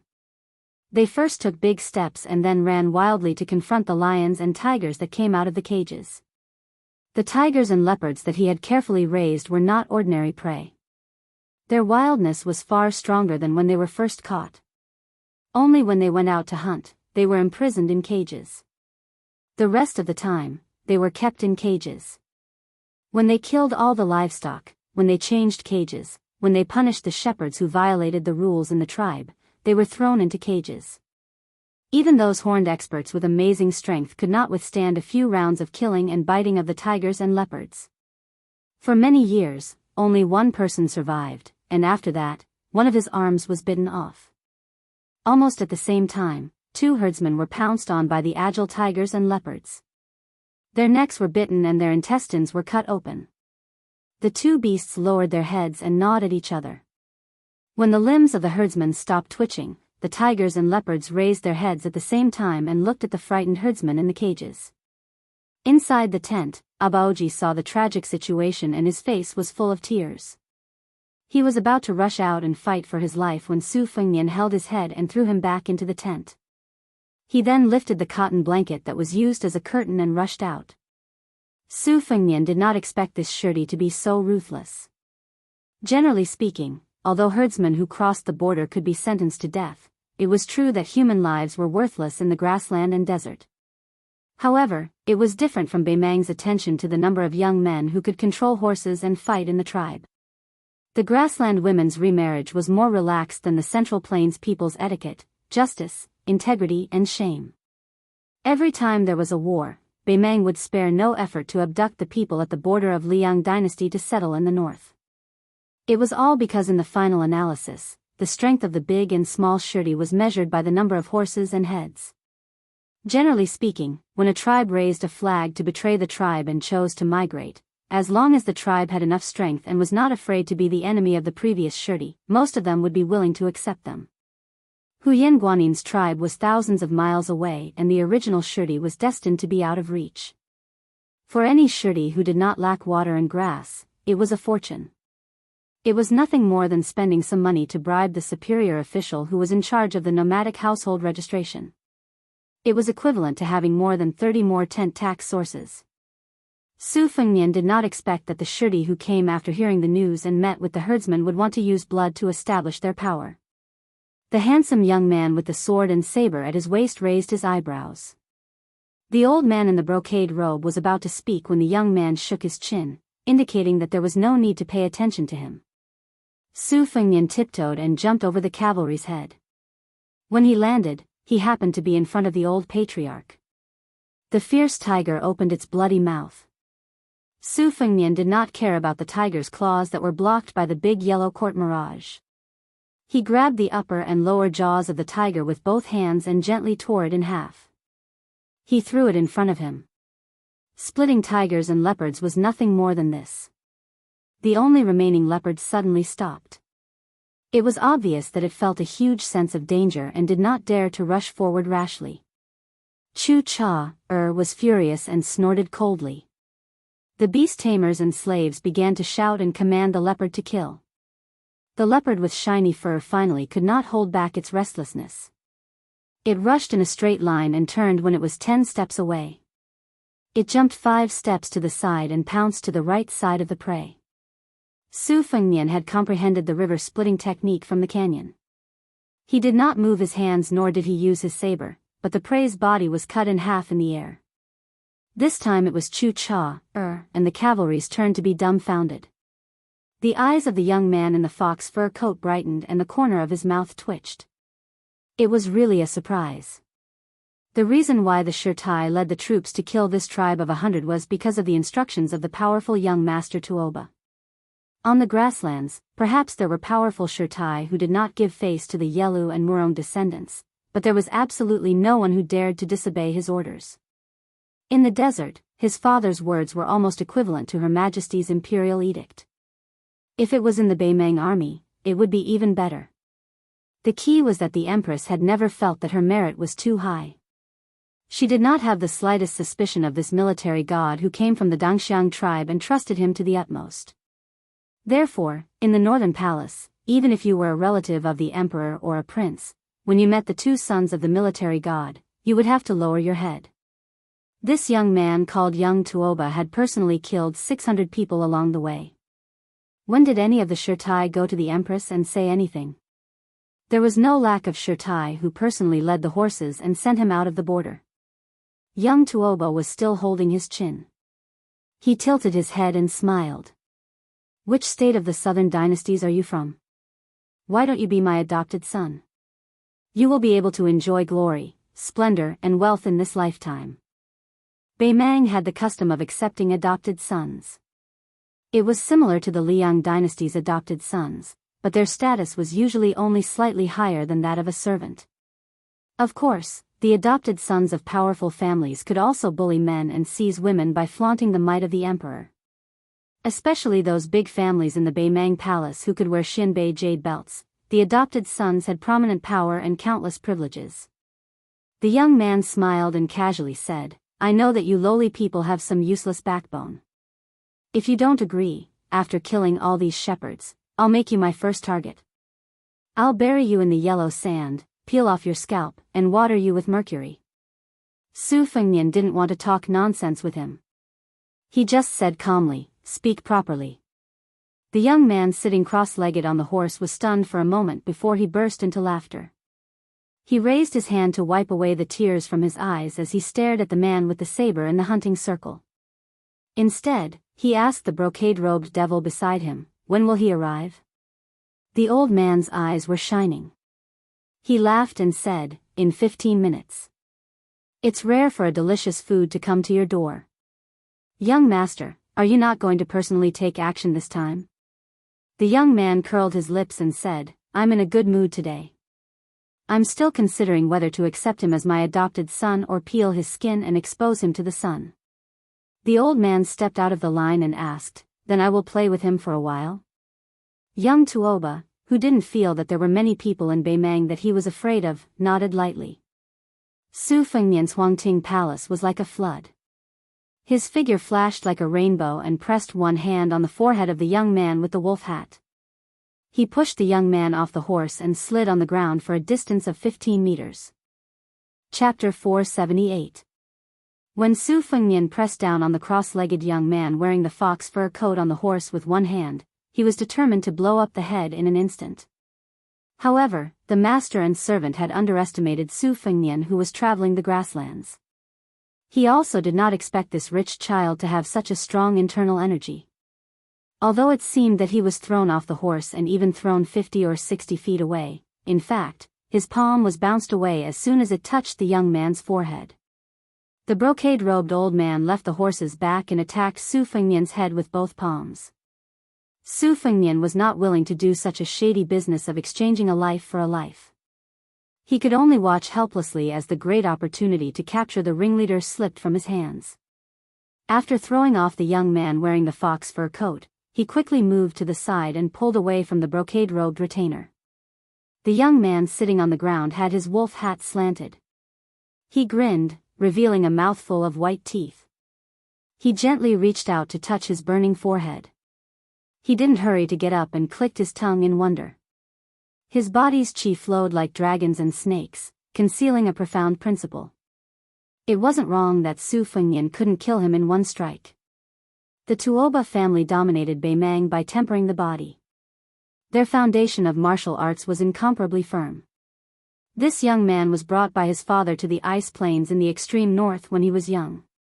He dug a hole to hide his chi and slept in ice all year round. Compared to the Taoist method of returning to the original from the inside out, he did the opposite and went from the outside to the inside. It could be said that the first rank had 4 realms. Among them, the diamond finger mysterious celestial phenomenon. Every time Tuoba stepped into a realm, he could be said to be the number 1 in Beimang. Like father, like son. This young man who claimed to be number 2 in Beimang was also equally outstanding. Otherwise, he wouldn't have been called Little Tuoba. Fortunately, he was able to control his impatience and didn't pull out his sword. After getting up, he patted his back and for the first time, raised his hand to signal the devil and brocade to not be calculative. He laughed and said, "Not bad, not bad. With your technique, you're not far from the first rank. If you still have strength left, it'll be amazing. Whether it's scheming or ability, you've opened my eyes. When did such a talented person appear in the Southern Dynasty? Which Jia clan's direct descendant are you? Tell me. I can't bear to skin you. Just treat it as a joke. Don't mind it." After the Empress of Beimang came to the court, she exchanged and listened to the suggestions of the powerful officials in the north and south. According to the system of the Central Plains, she came up with a rough division of families. Apart from the 2 royal families, which were the first-class surnames, there were 10 families named A, which were known as the surnames Fufu and Zhuoran. The 3 families in the Southern Dynasty were all ancient and powerful families in the aristocratic group in Longguan. These 3 families were the leaders who controlled the government of the Southern Dynasty. Little Tuoba, who was wearing a wolf hat and fox fur coat, naturally thought that this hidden figure of the Southern Dynasty was a direct descendant of the 3 great clans. Including the 32 people of the first class from the 2 dynasties, there were 18 people on the list of Beimang. This was enough to make the Liang dynasty, which boasted of its outstanding people, blush with shame. Fortunately, Wang Xianji and Dong Tai occupied 2 of the top 3 positions, which saved a lot of face. Apart from his father, the 4 gods and demons, Hong Jingyan, Luo Yang, and Murong Baoding, as well as the state preceptor, Immortal Qilin, the 5 great clans of Mount Tibing Chess and Sword Music School had 6 positions. Apart from Luo Yang, whose position overlapped with Xia Ling's, and the dead Xia Ling, 5 of the 8 notorious diabolism giants were on the list. Together with the 2 rising stars, Yelu Dongchuang and Murong Longshui, there were 18 people in total. The 6 celestial disciples of Immortal Qilin of the Tao sect were all at the bottleneck of the first class. Taoist Jinren often reached the first class and were only 1 step away from the first class. Little Tuoba couldn't help but be curious about the man in front of him. He was only a few years older than him and was able to cross the threshold of the second class at such a young age. The second class was called the Master Realm. It wasn't like cabbages that could be planted in autumn and harvested in winter. His father once said that there were too many geniuses in the Liang dynasty who had the potential to reach the top. The current situation where Beimang had the upper hand might not last long. Su Fengnian smiled. It's just a small family, not worth mentioning. The young man in the fox fur coat nodded regretfully. He jumped up and gave little Tuoba a taste of his own medicine. He suddenly pulled out his blade and chopped down. The blade was no different from a normal cavalry. However, when it was in his hand, it was shocking. The old man in the brocade robe had his hands in his sleeves. He looked like he was watching the battle with squinted eyes. However, his footsteps were light as little Tuoba attacked. Su Fengnian took a few steps back. His left palm slapped on the handle of the spring thunder blade. He swung the blade backwards and drew an arc. After barely dodging the blade, he flicked his finger and the spring thunder turned around and left the battlefield. Almost instantly, Su Fengnian's body leaned back and dodged the second blade. Little Tuoba also dodged the spring thunder that was behind him. He took a few steps forward and the third blade was raised. Su Fengnian's body returned to a standing position. He flicked his finger and the spring thunder continued to spin around. The scabbard and the blade clashed together. The young man in the fox fur coat laughed evilly. He held the blade with one hand and changed it to two. His strength increased explosively. He was used to seeing experts fight since he was young. Naturally, he had the ability to see things from a strategic perspective. He wanted to cut off this weird blade's chi pattern so that this fellow couldn't continue to act mysterious. Just when he was confident that he could cut off the chi pattern, Su Fengnian moved forward. He didn't care about the spring thunder blade. He passed by him and pushed his palm towards the young man's forehead. The young man in the fox fur coat didn't fight according to common sense. His hands didn't change the trajectory of the blade, nor did he reduce his strength. Instead of dodging, he swung his head forward. Su Fengnian's face was expressionless. He didn't touch the young man's forehead with his palm. Instead, he touched the young man's face. He raised his wrist and held the young man's chin. His arm and sleeve were filled with chi. He suddenly pushed his arm and sleeve upwards. The young man who was still holding the blade with both hands fell down. Su Fengnian raised his leg and kicked towards the young man's chest. The young man in the fox fur coat shrunk his chest and removed most of the force. He still slid far away after landing on the ground. The blade in his hands cut a crack on the ground. Chapter 479. Blood seeped out of the corner of his mouth. He lifted his sleeve and wiped it away. Little Tuoba grinned coldly. Just now, he wanted to take the full force of the kick and deliver a heavy blow to his opponent. But after years of training by his father, he was keenly aware that if he really did that, both sides would suffer. Damn it, even if one leg was broken, he would have to pay an unbearable price of breaking his chest. He had no choice but to put away his saber and point it at the damn guy's crotch. If he dared to ignore the consequences, he would cut off his family jewels. He made the right bet, but he still suffered a great loss. It was equivalent to taking a kick for nothing. His chi and blood were surging, which he had not enjoyed for a long time. With the brocade-robed servant on the side, the young machete man who did not draw his saber did not chase after him. Little Tuoba spat out a mouthful of blood and slowly stood up. He asked, "You are so fearless. Could it be that you have entered the first class?" Su Fengnian held the spring thunder that was not as satisfying as before. He had no time to care about the wonderful expressions of Cha, and the hundreds of cavalrymen. At the critical moment of life and death, he had to deal with both the young villain and the old man in brocade-robed. He could not take the time to enjoy the surprise and awe in other people's eyes. As for the life and death of the herdsman, he had to survive first before he had the right to think about it. Little Tuoba's manner changed completely. He no longer smiled. "I don't want to play with you anymore." Su Fengnian gave him one back this time. The young man in the fox fur hat did not get angry. He calmed down and changed the saber in his right hand to his left hand.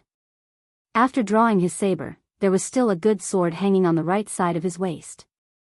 As a right-handed person, he was obviously ready to draw his sword at any time. Restraining his frivolity, the young man really brought a lot of surprise to Su Fengnian. After fighting seriously, the saber in his left hand was better than in his right hand. The strong wind penetrated the blade. After a few flicks, the wind brought up sand and stones, which almost pierced the mirage and reached the skin. Su Fengnian frowned and had to loosen part of his chi. He used the spring thunder as a sword. The sword aura rolled on the dragon wall. This move was secretly learned by the chess and sword music school and became a famous move. It was magnificent. Su Fengnian's body was like a fish. Although the spring thunder was out of his hand, he still controlled it. Su Fengnian's body avoided the sharp edge of the young man's saber, but the sword aura kept on increasing. It was the same move of Su Fengnian. Every time it passed, the sword aura grew bigger and bigger. It was like a snowball rolling. After 10 rounds of sword aura rolling on the dragon wall, Tao Qinji was crushed. At this moment, the young man's sword was rolling on the dragon wall countless times. Although the young man showed signs of defeat, he was always separated by a layer of window paper. Just when little Tuoba thought that he had grasped the trick, the swimming fish style that Su Fengnian learned from the herd of wild bulls no longer retreated. Instead, he slid in front of little Tuoba. He flicked away the spring thunder with one finger and grabbed the back of the saber with his left hand. When he was about to make a move, he could clearly see that the young man who was less than 20 years old was shocked. However, Su Fengnian did not beat him when he was down. Instead, he retreated without hesitation. As expected, little Tuoba, who was as good at acting as he was in martial arts, finally pulled out the famous Beimang sword and drew a ruthless crescent moon on Su Fengnian's chest. Su Fengnian exhaled quietly. His body gently touched the ground and floated backward. The ground suddenly exploded. It was really like a sudden clap of thunder rising from the ground.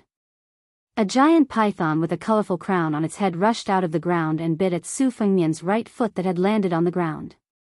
The old man in the brocade robe did not make a move. It was actually this beast that had sneaked out of the ground that launched the sneak attack. Su Fengnian did not follow his instinct to jump up and expose the flaws of the young man in the fox fur coat and the retainer in the brocade robe. Instead, he stomped down on the giant python's mouth that was full of sharp teeth. The sharp teeth cut through the mirage and slid down 2 bloody grooves on both sides of Su Fengnian's calf. At the same time, Su Fengnian took advantage of the opportunity to stomp the head back into the ground.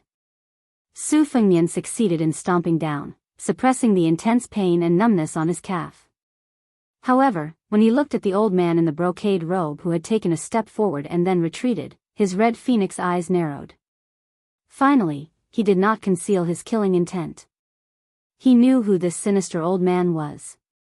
He was the colorful python brocade sleeve man, ranked 7th among the 10 great devils of Beimang.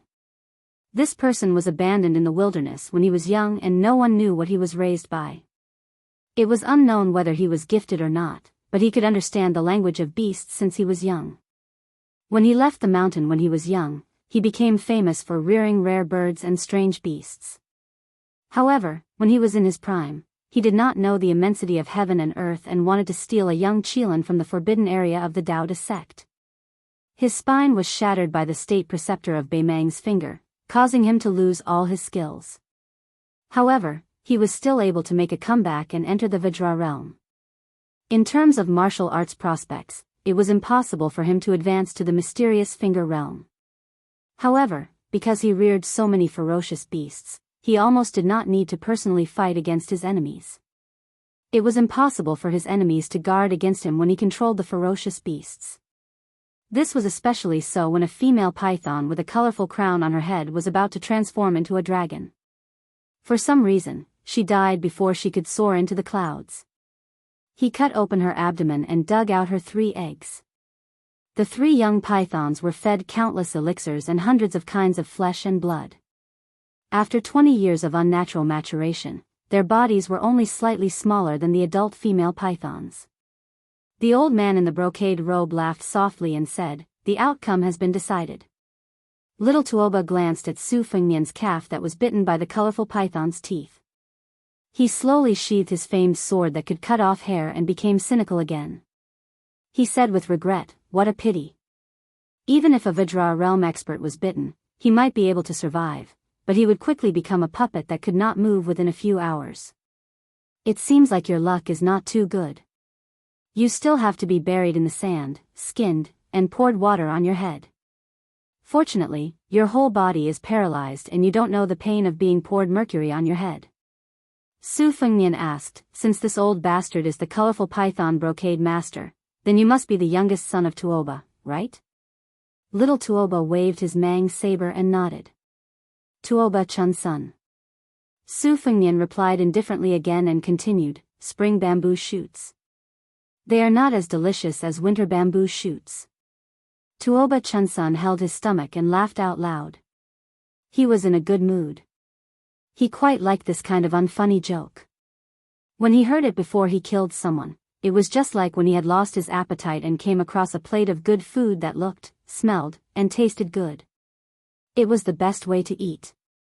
However, in the next moment, he couldn't laugh anymore. Chapter 480.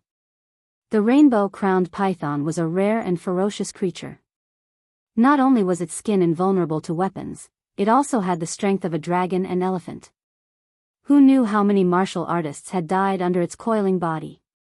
However, Su Fengnian didn't know that the rainbow python's sharp teeth were so venomous that even a Vajra physique would lose consciousness. There were pros and cons to each step. At this moment, little Tuoba and the demon in brocade sleeves were confident in their victory. Su Fengnian, who had been concealing his qi activity all this time, didn't hesitate to open the golden chamber and charge straight towards the demon in brocade sleeves. He looked like he was going to destroy both jade and common stone. Little Tuoba was unperturbed and didn't have the slightest intention of making a move. On the other hand, the demon in brocade sleeves' pupils contracted. The soil beneath his feet exploded and the rainbow python broke out of the ground once again. The demon in brocade sleeves stood tall on the head of the rainbow python that was as large as a millstone. Looking down from above, the demon in brocade sleeves' chi activity boiled all over his body as he prepared to use the rainbow python's strength to block the final blow from this descendant of the Southern Dynasty. After taking 5 steps, Su Fengnian suddenly stopped and staggered. The demon in brocade sleeves relaxed and sneered. The rainbow python had swallowed countless poisons, and the miasma it spat out could make an ordinary person faint and die. Even if you were a Vajra realm expert, if you were cut by its sharp teeth and the poison seeped into your meridians, the more you circulated your qi activity, the deeper the poison would go into your acupoints and bones. Su Fengnian only paused for a moment, which should have been an obvious sign of exhaustion. The old man in brocade robes relaxed a little at the same time. Little Tuoba, who had superb acting skills, shouted a warning for no reason. The colorful python embroidered sleeves saw the man with the saber slide to the front of the colorful python in the blink of an eye like a fish. Taking advantage of the blind spot under the colorful python head-raising lamp, he made an unknown turn and then disappeared without a trace. The devil, who was not good at hand-to-hand combat, knew that the situation was not good. Su Fengnian, who had been twisting and turning in the narrow space among the herd of wild oxen, appeared behind the devil in brocade robes out of thin air and was about to slap the old bastard's back with his palm. This steel-crushing style was taken from a secret manual in the Tide Listening Pavilion's martial library. It had the aura of subduing dragons and tigers. When he practiced the saber on Mount Wudong, the secret manuals and ancient manuals he brought to the mountain were mostly sword and saber moves. Later, when he rushed to Beimang, because he needed to cultivate his will, he made a last-minute effort to learn from others' strong points. He no longer restricted himself to sabers and swords, picking up some of the best moves from the 18 types of martial arts. With this steel-crushing hand, no matter how thick and heavy the steel was, it would be shattered inch by inch. After Su Fengnian landed firmly on the ground, he grinned sinisterly. He wasn't flustered and exasperated. He was just a little regretful that he wasn't able to strike to his heart's content. He didn't look at the old devil who had almost smashed the python's head off. Instead, he looked at the man who was as strong as a lion and tiger. Using the great yellow quartz ability to perceive the heaven and earth, he didn't detect the man's concealment beforehand. He could only do the same thing as when he pressed his hand on Tuoba Chunsen's forehead and give up a great opportunity to inflict serious injuries. If it was a one-on-one battle, Su Fengnian was completely confident that he could win by slowly exhausting Xieling. But now, Tuoba and the other two were cooperating skillfully and formed a triangle with each other. He felt a little bit trapped in a death situation. Although the colorful python embroidered sleeve master who was at the Vajra realm wasn't seriously injured, he was still frightened and broke out in cold sweat. He turned around and said sternly, "Brat, you deserve to be hacked to death." Seeing that this valiant retainer who was far stronger than the old servant in embroidered robes had arrived in time, Tuoba Chunsun was relieved. He held his broadsword and clapped his hands leisurely as he praised, "Not bad, not bad. Your acting and killing skills are first-rate. Just now, you were able to make me draw my sword in a one-on-two battle. I'm sure you still have some tricks up your sleeve. Why don't you take them all out?" Su Fengnian sneered, "If you want to pretend to be a big shot, you should at least beat me down first. Otherwise, what qualifications do you have to waste your saliva here?" Interesting. Tuoba Chunsun didn't get angry. Instead, he smiled and explained patiently, originally, I don't like to talk nonsense when I kill people. However, be it spring bamboo shoots or winter bamboo shoots, since there's a plate of delicious food in front of me, it's normal for a customer to praise the color, aroma, and taste before eating. This is also human nature.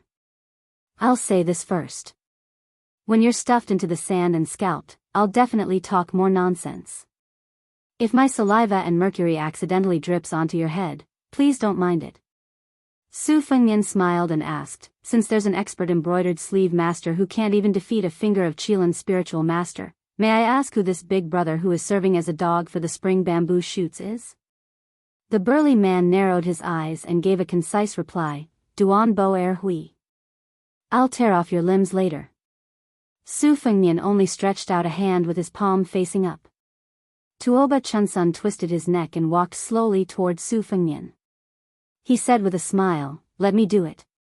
It's not easy to find such an excellent saber dummy like you. I want to play with you slowly.